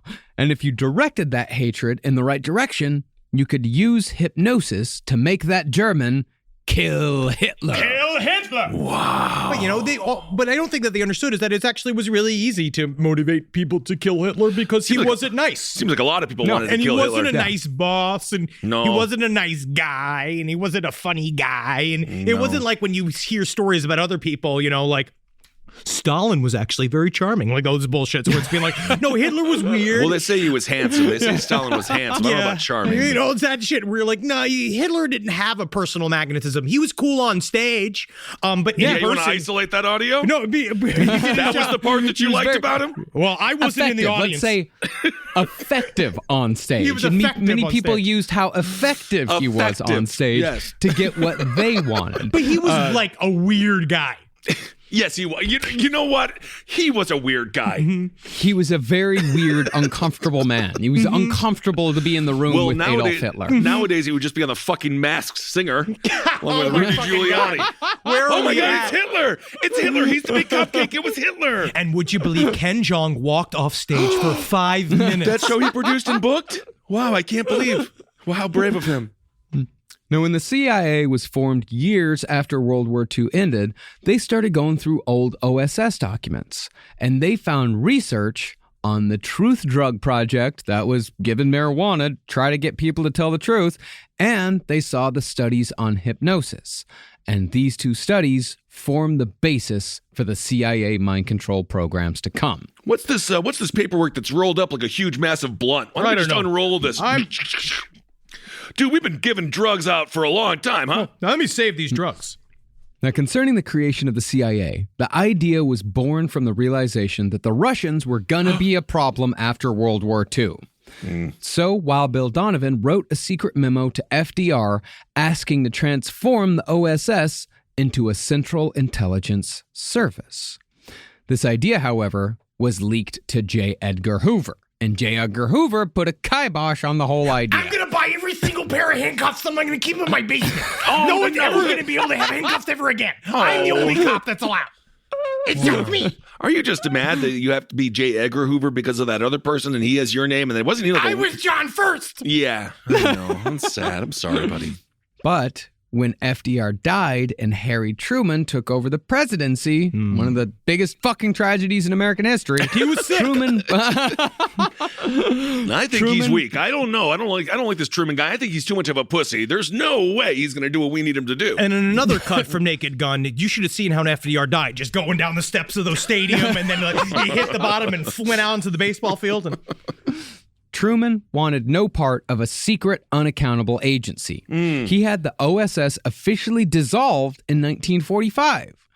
But in 1947, Harry Truman had seen the scope of the Cold War to come, and he changed his mind. well, especially, there's a lot of dirty work that had to get done. There are a lot of things that had to be done secretly. Dirty work. No more. But he understood, like Steely Dan did, that you need somebody else to do it. Yeah. Right? And somebody else and not me. I can't be me. Like, I'm Harry Truman. Exactly. Who's Harry Truman going to intimidate? I don't know. But he's like, he didn't want to be connected to it. He realized, like, oh, we need this spy agency. We need somebody who's going to be able to do all of this shit and do fucked up shit in the name of the country. Well, yeah, and you need that layer of, you need that layer of plausible deniability. Exactly. You need that layer of like, I don't know what they're doing. These guys are out here doing their own thing. I didn't tell them to do any of this shit. You need to have a Stefan to your Stevan Urkel. So did I do that? And then it's like, no, that was Stefan. And Steve Urkel has no idea what Stefan is doing. No, even though Stefan- they're the exact same entity. Stefan assaulted and murdered those 12 women. We don't. Not Stephen Urkel. We don't know. We just don't know. Well, against J. Edgar Hoover's protests, the White House approved the creation of a new organization born from the ashes of the OSS. They named it the Central Intelligence Agency, the CIA, and they packed it with former OSS operatives like Alan Dulles. Yay! Wow, this is so crazy. Yes, and this is when America starts transitioning out of best intentions into fucking evil. And they didn't want Wild Bill. But Wild Bill got fucking cut out because Wild Bill was a little bit too much for people. He would still go on to have and pretend as if he was in charge of a bunch of intelligence services, and people would go in and out of his house. Same thing that would happen to Dulles after he was got kicked out by JFK, where it's he would still be. It's interesting how that has always happened, where they that guys, they were all running their op games without anybody knowing and any sort of connections, and then basically paying for it on their own dime. Well, I would assume also it's a competition, right? So the U.S. government wants to make sure that they stay in their pocketbook on their payroll. So they basically pay them to do nothing, but it was like when I worked at Fox and there was a lot of producers and there was a producer war, and they're like, we want this guy because he used to produce Frontline, but then Fox was like, we're going to buy him. And they gave him $20 million just to sit in his office all day. And do nothing. Until he was escorted out because he was fired, and they escorted him out via armed guard. But he was just an old man who literally just drank tea all day. It's kind of fun. But yeah. Anyway. And I know America had done plenty of evil shit before 1947. Oh, yeah. I know that. Every country's We've done some good stuff as well. Wait, there's some stuff in there. There was a unique point in time when America was the distinct good guy and we did good things, and then we immediately spent that capital on becoming everybody else and destroying the world. May I do a small separation of the American government and the American people? The American people give us wonderful things. Somebody's campaigning. Vaudeville during this time was fantastic. Oh, so yes. Honestly, it always goes back to vaudeville. The arts were fantastic. The American people were fantastic. We invented jazz. The United States government was up to no good. Barbecue. Thank you. Yeah. Yes. Thank you, American people, for all of the wonderful basketball. Things. Yes. Absolute football. Yes. But by the time the OSS morphed into the CIA, a precedent for action had already been set. When the CIA was created, it was basically understood that they operated outside of government influence, with an almost unlimited budget and very little, if any, accountability. Wow. I mean, they had their official budget, but we all know about Black Ops budget. Exactly. You just redact it, and then no one knows what you're spending money on. Man. It's awesome. I do it to myself with booze. You know what I mean? I just redact whole purchases for myself. There's things that my hands do that my mind can't know that I do. I'm about to go to downtown Hollywood and just start screaming about auditing the Pentagon. This is going to ruin me. It's really bad for our mental Where's health. the money? Where is the money going?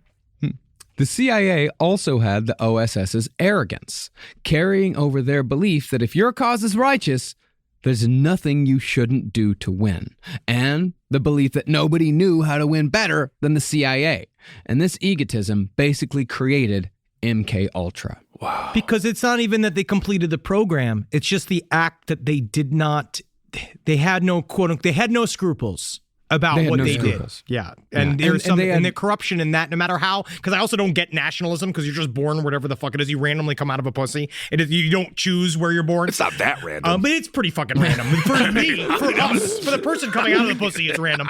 But it's I don't get nationalism. And so this idea that you did it all for the love of country, when the love of country is also this weird, it can be perverted. Complicated. It's very complicated. And so that you do whatever it takes for the quote unquote America, whatever, you're hurting. So people. At this point, the creation of the CAA, we wonder why Cartman is a bad child on South Park. He was given everything with absolutely zero rules. So the CIA had a budget that was whatever they wanted, and they had no rules. They were the Eric Trump of government agencies. I'm surprised they're as good as they are. Yeah. And they're pretty bad. But before we get into how the CIA built a mind control program, we've got to talk about the outside sources that provided some of their more nefarious ideas. For that, we've got to backtrack just a bit to Operation Paperclip. We got the boogie. We got the boogie right here. We're gonna boogie. And we're acting right here. It's a bunch of Nazis. We're gonna buy them right here. It's that paperclip. Bam, Now, as World War II ended in Germany, the U.S. forces marched into Munich, the birthplace of the Nazi Party. They had two goals: suppress the black market and find as many high-ranking Nazis as possible. Once they rounded up enough high-ranking Nazis, the most famous Nazis were sent to Kranzberg Castle in Germany. Seriously, read we're going to do a full-on deep dive into Operation Paperclip at some point because it's 2 episodes on its own. And it's the book Operation Paperclip by Annie Jacobson. This is it's an action movie with Tarantino villains. Like all of these guys are all like master villains that were a part of the architecture of the Nazi war machine. And so they also knew like, they don't say anything. Everything's in code. They're a bunch of smarmy, fucking greasy Gestapo fucks all hanging out in these like big old castles. Yeah. Like the chumming around with everybody like it's funny. That's the pretzel has no beginning and no end. The pretzel is none. The pretzel is nothing and everything all at once. Because technically a pretzel never does. It never can. I mean, it's forever. It's the infinity symbol. Yeah, it's the infinity symbol. Thank you. Well, at this makeshift prison, you had architect Albert Speer, automotive engineer Ferdinand Porsche, creator of the VW Bug. It's Porsche. And the directors of the IG Farben chemical cartel, the so-called devil's chemists who would manufacture the Zyklon B pellets used in the Holocaust. I was reading about the interrogation of the head of IG Farben, and like it's just so fucking miserable because he was like, "We did our best. It's amazing what we can do with science these days." And all of this American officer, like a scene from a movie, is knocking around his wall, right? He's knocking, being like, "Oh yeah, okay, that's interesting. Oh, so what else did you do to IG Farben?" And then he hit the hollow point, and then the man started crying, and he was just like, "Oh, that must be bad." And he opened up literally pulled a bookcase aside, and there was a safe in there. They cracked open the safe, and it was the building of the chemical plant at Auschwitz. It was all of the pictures. It was a photo album of all of the pictures of them like cutting the grand opening ribbon at Auschwitz and throwing like a ticker tape parade while you see all of these like Jewish like workers in the background building their own Zyklon B factories. One of those things that's hard to believe. Well, it's not hard to believe, sadly. But shit takes time to build. This stuff did not happen on accident. No. Man. But included in that motley crew were people of potentially great value to the powers that survived World War II. Amongst many others, you had rocket scientist Werner von Braun and the Nazis' director of research into biological warfare, Dr. Kurt Blom. We'll take those 2, please. We did. And about 700 others. We'll just grab those. Yeah, thank you. Thank you so much. Ooh, I have a doggy bag for Nazis. It's a little doggy bag. Put this in your purse. Okay. It's a rocket. Oh, thank you.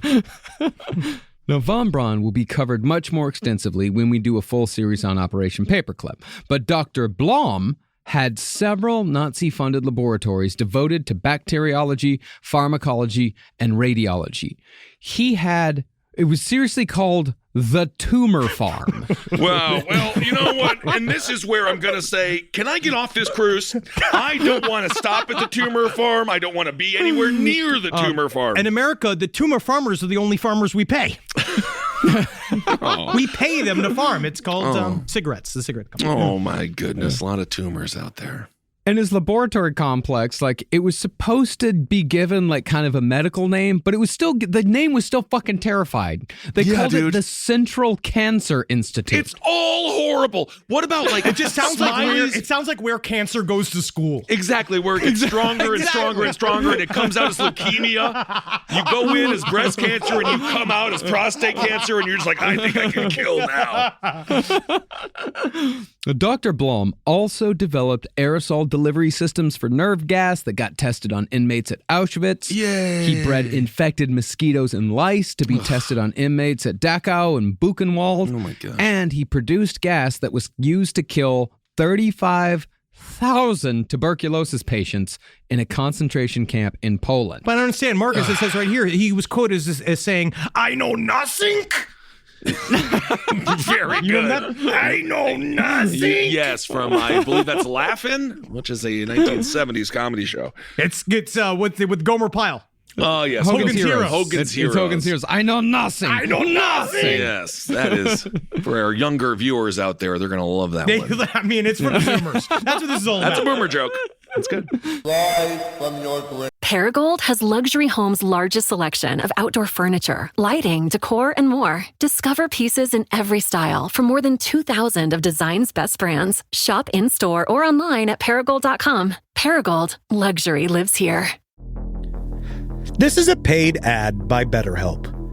You know, stigma shows up in a lot of different places. I know I had to explain to my handyman about the devil imagery in my home. I had to explain that in our home, El Diablo es bueno. And he reluctantly agreed. I think largely just because he was in my home and he was scared. But over time, he began to see, the devil can be my amigo. See, even in 2026, stigma can get in the way of a lot of things, right? My handyman almost didn't put up my floating media cabinet, right? You got to get support for your mental health. Maybe you've encouraged friends to consider therapy while avoiding taking the first step yourself because you're busy, worried what others will think, or telling yourself you should handle it alone. No, you need a team. Get therapy with BetterHelp, the world's largest online therapy platform. Give me a space to slow down and talk through what's building before it feels unmanageable. So let's take a short questionnaire to identify your needs and preferences, and BetterHelp will handle the initial therapist matching work for you. Their industry-leading match rate means BetterHelp typically gets it right the first time. Feel confident knowing BetterHelp therapists work according to a strict code of ethics and are fully qualified. So don't let hesitation hold you back. Find support with BetterHelp. Sign up and get 10% off at betterhelp.com/lastpod. That's betterhelp.com/lastpod. It's obvious we love true crime, but it does make us feel a little paranoid about what's out there, as it should. And that's why it's so important to get a home security system that gives you peace of mind. With SimpliSafe, you can stop crimes before they even start using their AI-powered cameras to identify threats on your property and alert US-based live agents to take action. Like arriving in a helicopter in the night, coming down from the helicopter, zipping down and breaking through the windows with their big axes, and going through the house, ripping through the walls, finding the criminals. It's easy to do. SimpliSafe has been a game changer for us. And the best part, there's no long-term contract. We've used it since the very early days of SimpliSafe here at LPN, and it keeps us safe, doesn't it? It keeps all of our thoughts inside the building. Then there's the ones we let out because they have to go out because that's a part of it. But SimpliSafe keeps the other thoughts safe. And for that, we say thank you, SimpliSafe. And we want you to experience the same peace of mind as we, which is why we've partnered with SimpliSafe to offer an exclusive discount to all of our listeners. Right now, you can get 50% off your new system by visiting simplisafe.com/LPOTL. That's half off at simplisafe.com/LPOTL. There's no safe like SimpliSafe.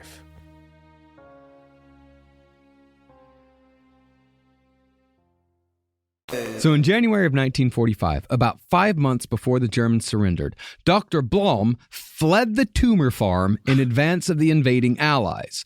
But somewhat like Mengele, what Blom really cared about was the work to the detriment of all else. He didn't really give a fuck about being a Nazi. No. He just cared about the science. What did he think he was doing? Helping the war effort. Learning more about virology that no one else was brave enough to do. Okay. Yeah, it was just about knowledge. You know, okay. It was just about Quote, like, unquote. I'm going to find out. It was just like Mengele, where it's like, I'm going to find out the shit that no one else has had the balls to find out because no one else is willing to kill for science. Well, as such, Blom continued his research in another town in Germany until the Allies captured that one as well. He escaped to Munich, but was caught with the rest of the rat bastard Nazis when there was nowhere else to go. It still feels good to say. It still feels good. It does. No. It feels good to call them Nazis. A bunch of rat bastard Nazis. I just finished Call of Duty Vanguard, and it was really fun to hunt down some Nazis. It's a great time. Always kill them. It's so much fun. It's fun to do their bad people. I just got Inglourious Bastards on fucking Blu-ray. I can't wait to watch it tonight. And Nazis. And you know when the U.S., when it's officially Allied territory, there's a Golden Corral. It magically we drop it in ahead of time. one. That's a part of the propaganda engine because you can see Absolutely. Could a country be so bad if we create a buffet of this style quality that 40 people will fight each other in a Golden Corral because they ran out of steak? Which actually happened. Yeah. Can you imagine coming from Ukraine, coming to America? This is why they say the sentence, I love America, because they see a Golden Corral for the first time. They don't realize 10 years later they're going to lose their feet. But, when you first get here, it's like, whoa. That's the ultimate American deception. Fuck the chocolate fountain. Cut to them. dying of diabetes. It was worth it. I didn't know I'd lose half my body to chocolate. Now, by the time the Allies caught Dr. Blom, they already had documents proving he was an evil son of a bitch. They were in possession of a letter addressed to Blom from Holocaust architect Heinrich Himmler, directing Blom to produce the toxins that killed all those tuberculosis patients. Now, Blom admitted that the letter was real, and he did admit to killing 35,000 people. He said, yes, I'm sorry, yes, I did that. Is he going to do a dot, but on this? Yada, yada. I just you're going to yada this? You know. Oh, my God. However, he insisted that the director of the Nazi biological warfare programs was Heinrich Himmler, not Dr. Kurt Blom. Kurt Blom, he's just following orders, man. Yeah. Oh, just following orders. You just got to Isn't do that all nice? this stuff with it. That's great. I love when people just follow orders. Now, one thing that became blindingly obvious to the Allies once they began sifting through Nazi research was that Nazis like Dr. Kurt Blom had accumulated a unique store of knowledge about the human body. Specifically, this knowledge was extremely valuable because it could only come from experiments in which humans were explicitly made to suffer and die. Unlike, say, the American Tuskegee experiments, where suffering and death was more of a possible, if likely, consequence. Ugh. Boo, boo, both boos. The soundboard. Double boos. Yeah. For example, the Nazis knew how long it took for human beings to die after exposure to various germs and chemicals, and they knew which toxins would kill most quickly and efficiently. But in the Dachau concentration camps, Nazis had also fed mescaline and other psychoactive drugs to prisoners, hoping to find ways to either control their minds or simply shatter the human psyche altogether. But this shit was it hadn't occurred to Americans just yet. Why don't we try psychoactive substances?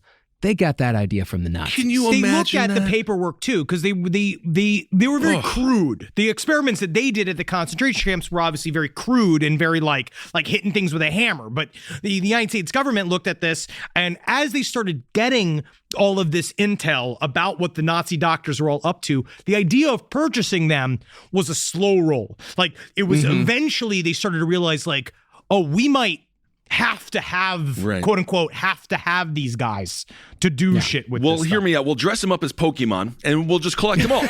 It'll be great. I can't imagine the first person to walk into the offices that says, let's recruit the Nazis must have been like, Earl? Oh, no, everyone was Why pissed. don't you just go? The guy who sent the first, there was a guy that did send the first telegram being like, we might want to hire some of these guys. And the response back was not happy. No. Slowly but surely. Well, as it turned out, Dr. Kurt Blom had been involved in many of the biological experiments, making him highly valuable to the U.S. military because the U.S. military had spent years believing that biological warfare was the future. Because remember, not everyone knew about the Manhattan Project. Not everyone knew that we had nuclear weapons. So and we also didn't know, and those who did know about the nuclear weapons, they didn't know if it was ever actually going to work out. Like, it was sort of a maybe kind of, I don't know, let's see what this fucking Oppenheimer weirdo comes up with. It was the ABC warfare, atomic, biological, chemical, and they were to basically just run it on each one. Being like, all right, see who we get first. Right. So they have the air covered and the land covered, and now they're going to get our lungs covered, perhaps. Well, we've been doing chemical warfare since World War I, mustard gas and so on and so forth. Yep. See, even before World War II, it was discovered that Japanese scientists were producing biological weapons. And by the way, before y'all start screaming for Unit 731, it will be getting its own redo series in the future. Ben, are you excited about reliving Unit 731? I am a little bit not excited about it. We're making but I think it will be fun. Making sleeves. Oh, God. At that movie, what is it? Men Behind the Sun. Men Behind the Sun. It still traumatizes me. That will be a grotesque series, but an important series when it comes to human history. Let's not repeat it. So after Japan attacked Pearl Harbor, FDR created the War Research Service, our first agency dedicated to biological warfare.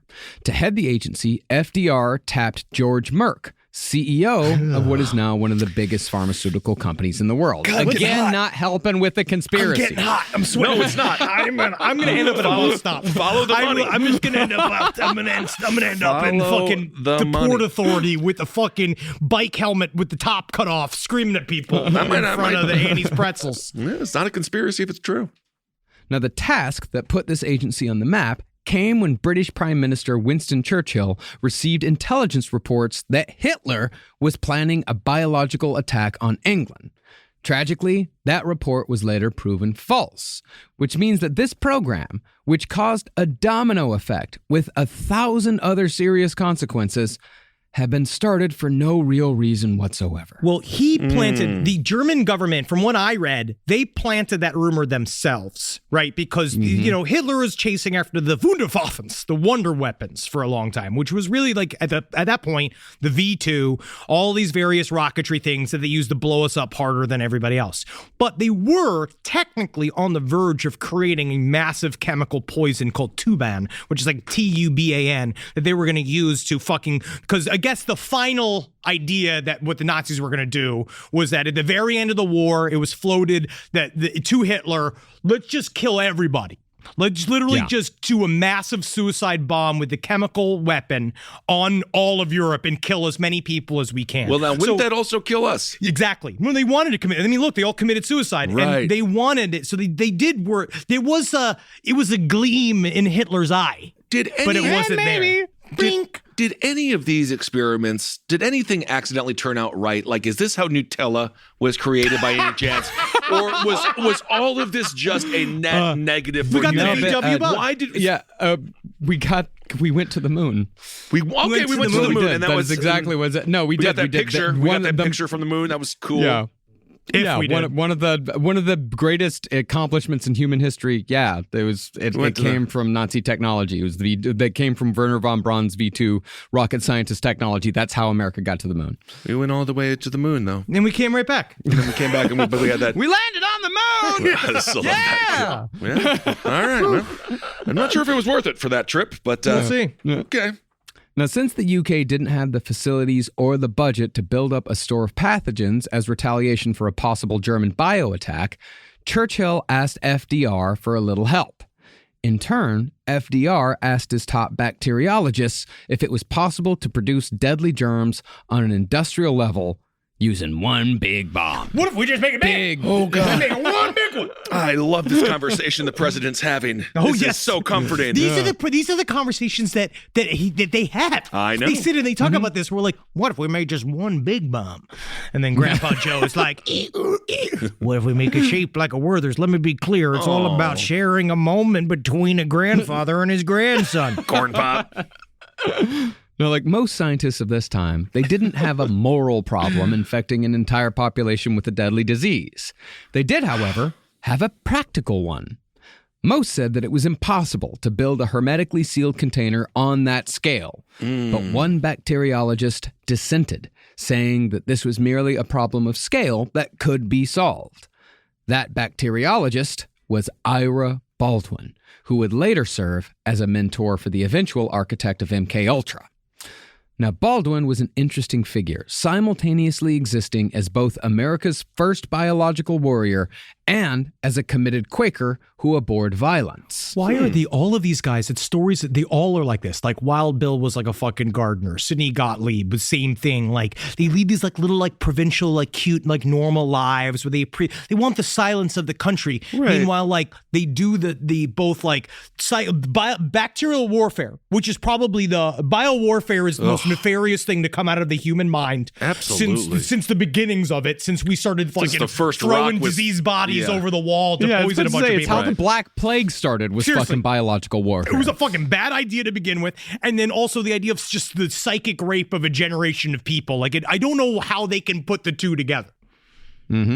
Baldwin later said that it never occurred to him to say that he didn't want to produce biological weapons because everyone was pitching in on the war effort however they could. All he needed to do was think his way through the problem.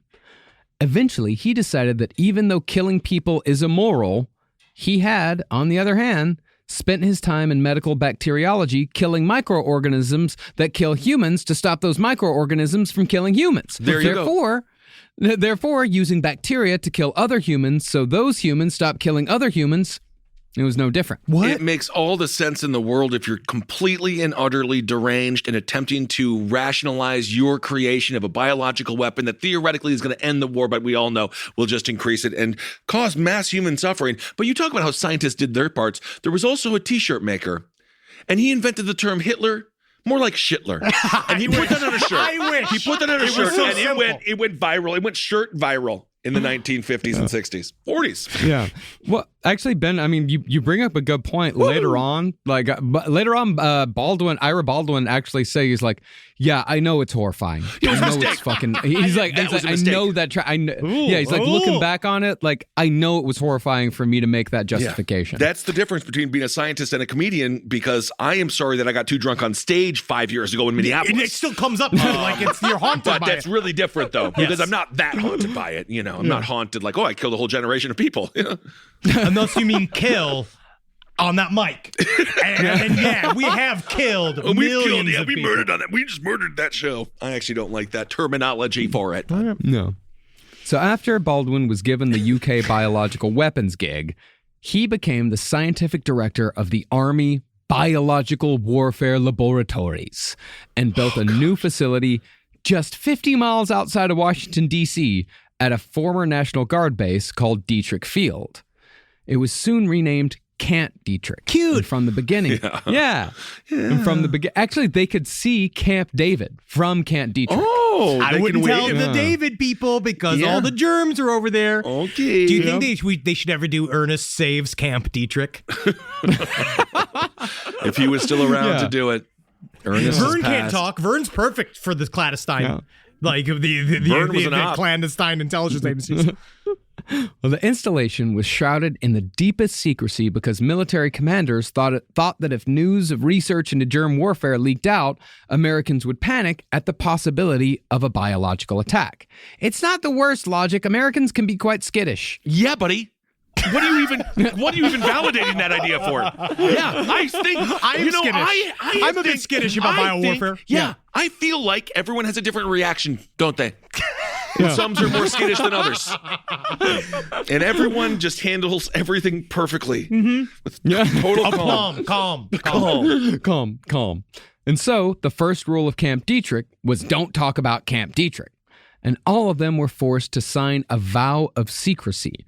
They didn't even have autonomy over their own dead bodies. If they died while they were working at Camp Dietrich, they had to immediately be sealed in an airtight coffin. And the only people allowed to do autopsies on Camp Dietrich scientists were other Camp Dietrich scientists. Cool. At some point, don't you just sit down and say, let's just say we accomplish everything. What's the best case scenario? That's the ultimate fan Patreon. You know what I mean? That's the ultimate, like, you're just signing me like, my body belongs to my brother, and me.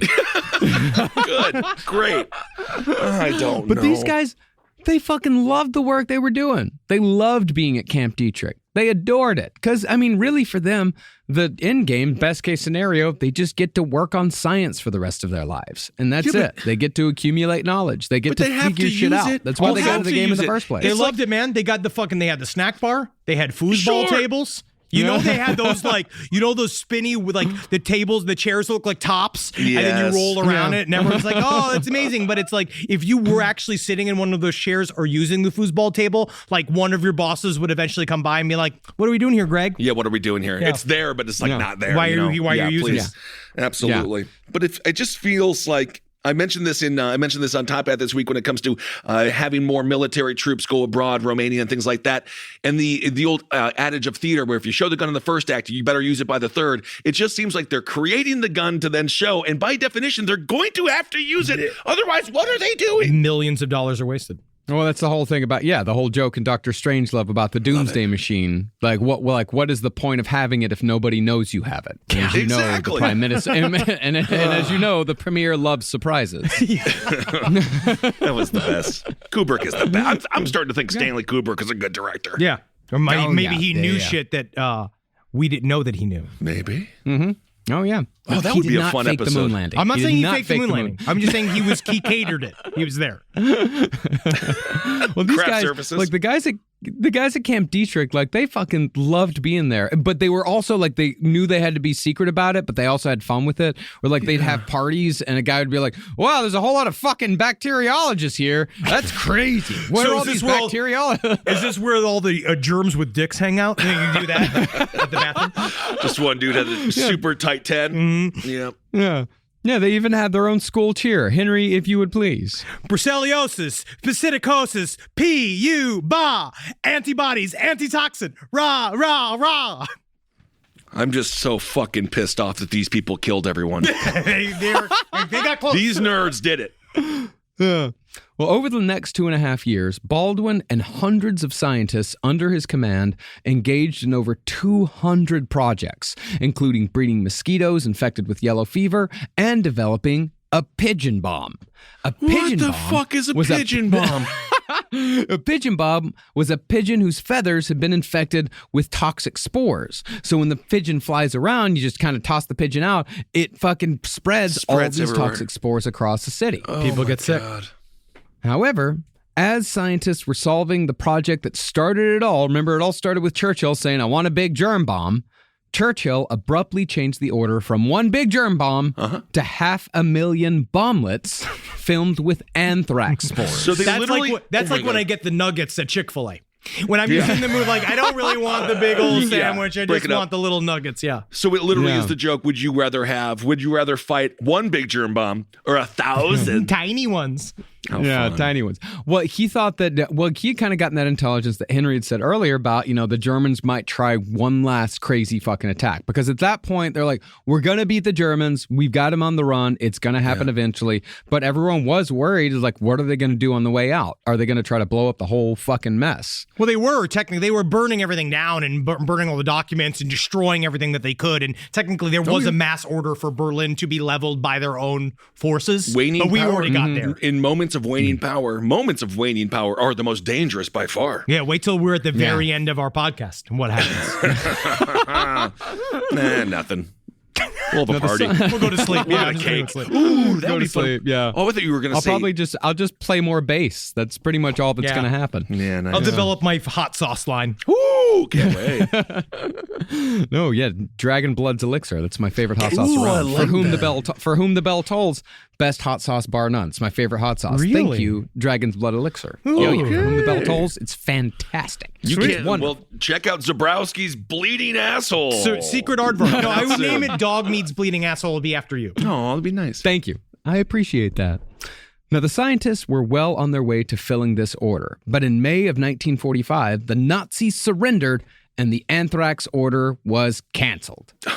Now, the scientists at Camp Dietrich had learned quite a bit about how to kill large numbers of people with germs, but they were still limited by the fact that they couldn't actually kill a human being in the service of scientific research. Everybody's all like, what a hassle. That's a war crime. Mondays. You should go to the Hague. Right. You should be hung for treason. I feel so bad for you, yeah.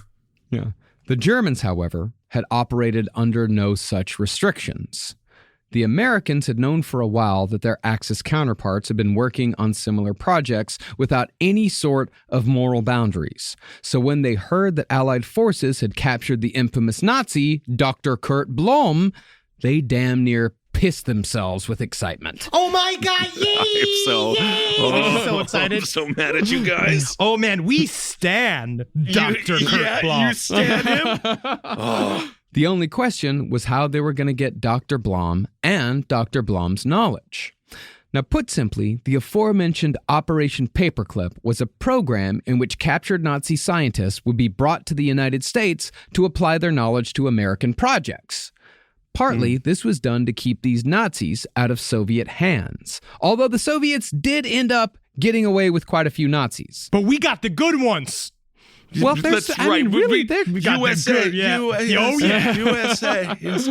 Yeah, I mean, the Soviet space program was full of just as many Nazis as we had. We did get the smarter Nazis. Werner von Braun was he was the rock star of the rock stars. Stalin got the dogs, though. Yeah. Stalin got the dogs. In the divorce that was the fallout of World War II, they got the dogs. He got the dogs. But the story of them looking for the hidden crates of Werner von Braun's V2 documents, his like hidden documents, it's fantastic. It should be its own movie. Yeah.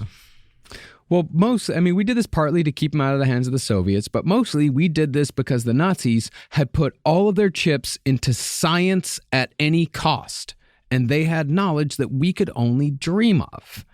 Most famously, we brought over rocket scientist Werner von Braun, whose knowledge about rocket propulsion, built on the backs of enslaved Jewish prisoners, eventually landed America on the moon. The V2 program was built underneath a mountain. It was like Mordor, and they were not allowed. The slaves that were brought from the concentration camps, they were not allowed to have digging tools because they thought that they would rise up against the SS people. So they literally had to dig caverns in the mountains with their hands. Oh my God. And they just threw bodies at it. So more and more people would die building these things. But the thing is that when you have a group of emaciated, basically dying people build your entire rocketry system, these rockets started falling apart. They used to blow up on the landing pads. They used to blow up before they were supposed to do it because their heart really wasn't in the work. Yeah, I would think. Sounds horrible. Well, to demonstrate just how hard we ingrained these Nazis into our society, Werner von Braun was even featured on an episode of a Disney television show in 1955 called Disneyland to explain rocket propulsion. Oh, how fun for the kids that must have been. Yeah. That presentation, by the way, still available on Disney fucking Plus. You can go wave to him. Great, good. Go say hi. I would love to have happy that they still have it on Disney Plus. I would love to have seen Werner von Braun in Disney and be forced like my parents did with Mickey. Like, go tell Werner von Braun you love him. Yep. Go tell him you love him. Go get his autograph, please. This is another reminder when Disney, tells us that people like James Gunn, who's just an artistic man trying to do the best he can, Suicide Squad, the new movie is fantastic, but when they say James Gunn's a bad person, don't forget Disney, not exactly pure. Yeah. Well, Busch Gardens didn't buy any Nazis. They didn't buy one Nazi at Busch Gardens. Not one Nazi. But once we started bringing over rocket scientists, the rest of the commanders started getting jealous. So they proposed opening the pipeline to the physicians, chemists, and biologists who had conducted experiments at the concentration camps. And like Ira Baldwin, the officers running Operation Paperclip figured there wasn't much of a difference between the people killed by the V2 rockets built by Werner von Braun and the people killed by the gas used by Dr. Blom. If anything, von Braun's projects had probably killed more people. Jeez. So, as a result, Operation Paperclip got to work whitewashing the biographies of all these scientists. References to membership in the SS, collaboration with the Gestapo, abuse of slave laborers, or experiments on human subjects were expunged. Like it never even happened. Like, bye, delete. And you know what would really help them if they had some way to give them amnesia. That really would have helped them get over the burden over their histories. Because think about how much pressure Werner the Nazi was suffering. Yes, like how much pressure he was under. Yeah, you don't know what it's like to kill tons and tons of people. It's hard for me. What about me? Yeah. Then they doctored the applications, recategorizing scientists who had been rated by interrogators as, quote, ardent Nazis to, quote, not ardent Nazis. Let me just put a little "not" in there. They just did the 1980s T-shirt. They would say, what they would do is be like, "This is Dr. von Braun. He's an ardent Nazi." Not. I can't. I'm done. All right. Finally, they padded the bios of the scientists to make them sound like loving family men, and the paperclip contracts were signed. Did you hear the soul of America die? Did you go, oh! Overall, more than 700 Nazis would enter the United States with clean slates, no matter what they'd done. And after Dr. Blom somehow skated his way through the Nuremberg trials, we brought him over as well. He was one of the few guys to be found not guilty at Nuremberg. Also, this whole time, Wild Bill is trying to get Göring off. Göring is he's in the Nuremberg trials, and they were trying to get him. They thought like maybe he's like, we'll get Göring to flip and have him rat out the other Nazis. And they're like, what the fuck are you talking about? I'm Wild Bill, all right? Sometimes I'm too wild even for Bill. Well, now Wild Bill was doing the do too much. For my research for next week's episode, I will be watching Dana Carvey's Clean Slate. Because isn't that a wonderful example of what MK Ultra can do? Now, almost immediately after the Nazis got wiped up like so much fucking diarrhea, the Soviet Union replaced... So much diarrhea. The Soviet Union replaced the Germans and the Japanese as America's next big bad. Hatred for communists had been building for decades, and citizens were soon convinced that communism was a demonic force that morally threatened the existence of the United States and therefore all of humanity. And since the stakes were set so high by both the government and the citizenry, that created kind of a feedback loop. The government says that it's really bad, the citizens go even further, and so on and so forth. Sure. So, no sacrifice of money, morality, or human life could be considered excessive, which was the perfect environment for the newly created CIA. It set the scene and the temperament for how they would work for the first 15 years of the CIA. Arguably their most destructive. I mean, God, now, so? I mean, who knows what they do now? It's hard to now, tell, it's right? even we're going to cover more later on in the series about modern things that the CIA are up to. But this time period was I was just choice for it. Mm-hmm. Yeah, well, this is when they're a newborn baby. Mm-hmm. With a gun. With a massive gun and a lot of money and a lot of power. And it seems as if political will is on their side at this point. Is the the American people are going to do whatever you got to do. This is the real story of Boss Baby. Oh, this is Boss Baby. Yes, I fucking the original Boss Baby. Now, by 1949, the CIA had been on the job for a couple of years, hiring Corsican gangsters to break communist-led strikes in Italy while they sent saboteurs, spies, and commando squads throughout the Soviet Union and Eastern Europe. They were really into supporting insurgencies. That is where it really started. And the OSS was doing that as well, and that's how it started, was the idea of you get grassroots campaigns against these non-friendly American governments and trying to flip them. You wait, we're going to have a guerrilla war on our hands here in a second. It's crazy, man. Yeah, I can't believe they're going to let those monkeys fight. Oh, that's cute. It's fun. You made almost a bend. You made a bend there. Yep. It was cute. That's pretty good. It's rubbing off. You took something super horrific and tried to make it cute. But in 1949, a prelate of the Roman Catholic Church named Cardinal Joseph Mindzinti appeared on a televised show trial in the Soviet-controlled country of Hungary. There, the cardinal confessed to attempting to overthrow the government and seeking to steal the royal Hungarian crown as a part of a plot to reestablish the long-dead Austro-Hungarian Empire. Now, the cardinal obviously hadn't done anything so outlandish, but because he confessed, he was sentenced to life in prison. This was basically a Soviet psyop. Mm-hmm. Okay. Now, while the world leaders were outraged at the cardinal's sentence, senior officers at the CIA had an entirely different reaction. Instead of focusing on the outcome of the trial, they focused on the behavior of the cardinal during the trial.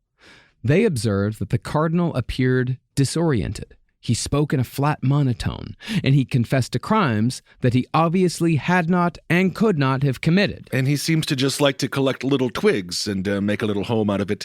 And you're saying that he's a cardinal like a bird. Thank you for honestly, that's really helpful. Thank you. Yeah.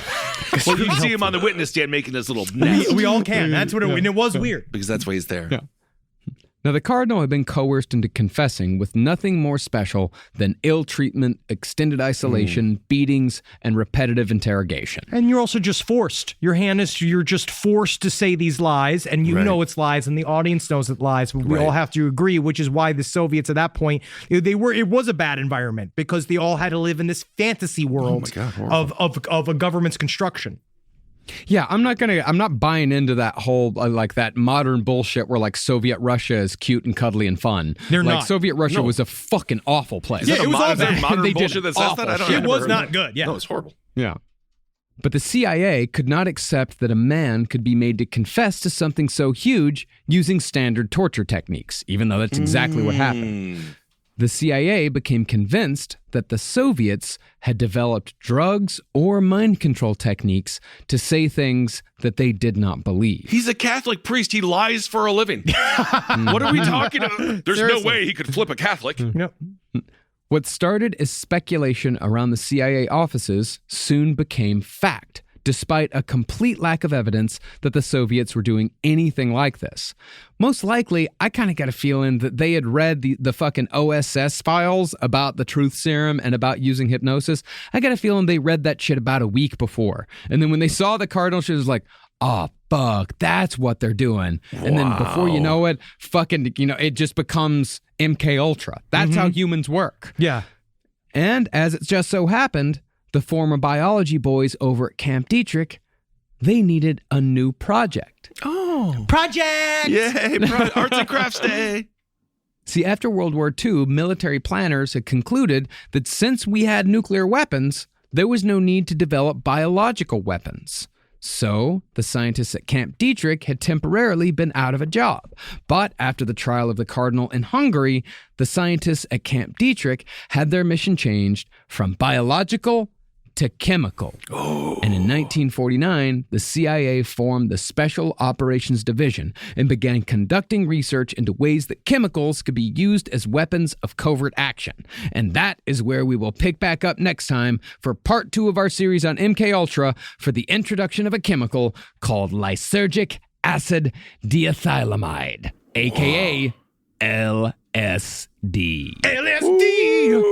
Oh man, it doesn't. On LSD. I don't know. Even only the U.S. government and the CIA could ruin something as wonderful as LSD. Well, the thing is that it started bad. If it wasn't for them, we would never have We LSD. wouldn't have it. Never mind that. They created it. They created the counterculture. We'll get into it later, but yes, it's the creation of LSD and the counterculture by the CIA is possibly one of the most ironic chapters of human history, but we'll get into that a few episodes from now. Guys, can't wait. This twisty road just started, and just like Sheryl Crow said, every day is a fucking winding road. Winding road. We get a little bit closer. And so we're going to get to the end of this series. And by the end of this series, we hope to be worse people and more unpredictable as a person in the things that, like, it's going to shred our brains a little bit because we're really getting into it. Because we did immediately up top say, there's not a conspiracy, blah, blah, blah. And then just like all of these things pop up where like Merck is there and all these other guys are there. And you're like, well, I don't really know what to do here.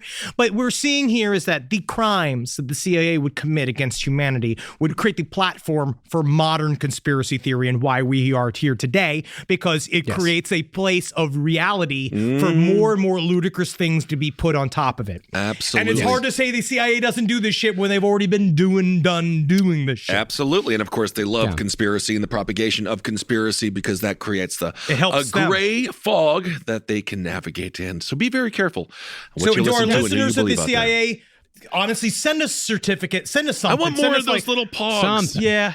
Send us something. Come on. Come on. Challenge We're here. We're coins. talking about it. Yeah, I mean, this whole thing just created like a big feedback loop where it's like we started doing evil shit, but since we believe that we're the good guys and they're the bad guys, we start thinking like, if we're doing this shit, imagine what they're doing. Right. Yeah, and so we start upping the ante because they think that they're upping the. We think that they're upping the ante and they're doing the same exact fucking thing without any real goddamn reason. Paranoia is the biggest poison in the human brain and in human society. Absolutely nothing more powerful than an empty briefcase.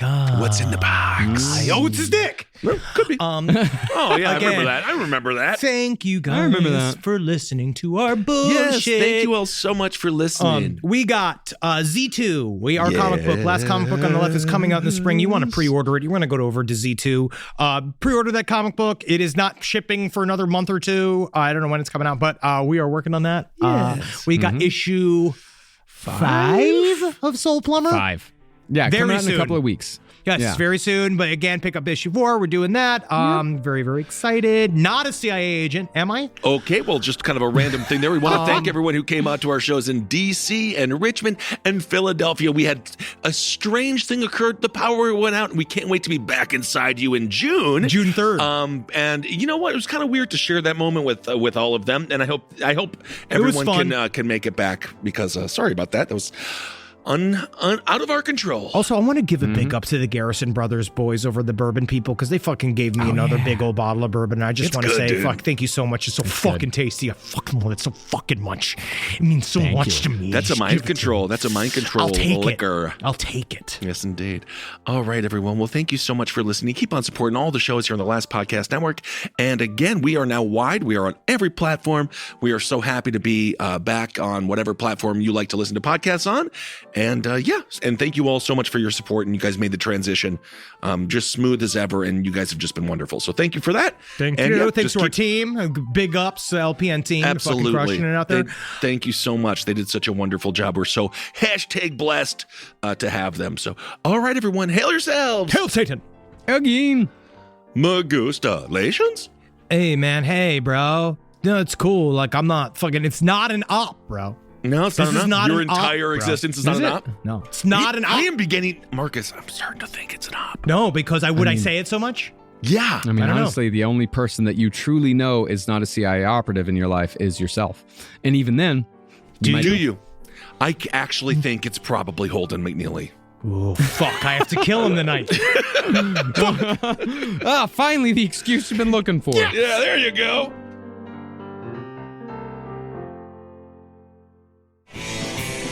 This show is made possible by listeners like you. Thanks to our ad sponsors, you can support our shows by supporting them. For more shows like the one you just listened to, go to lastpodcastnetwork.com.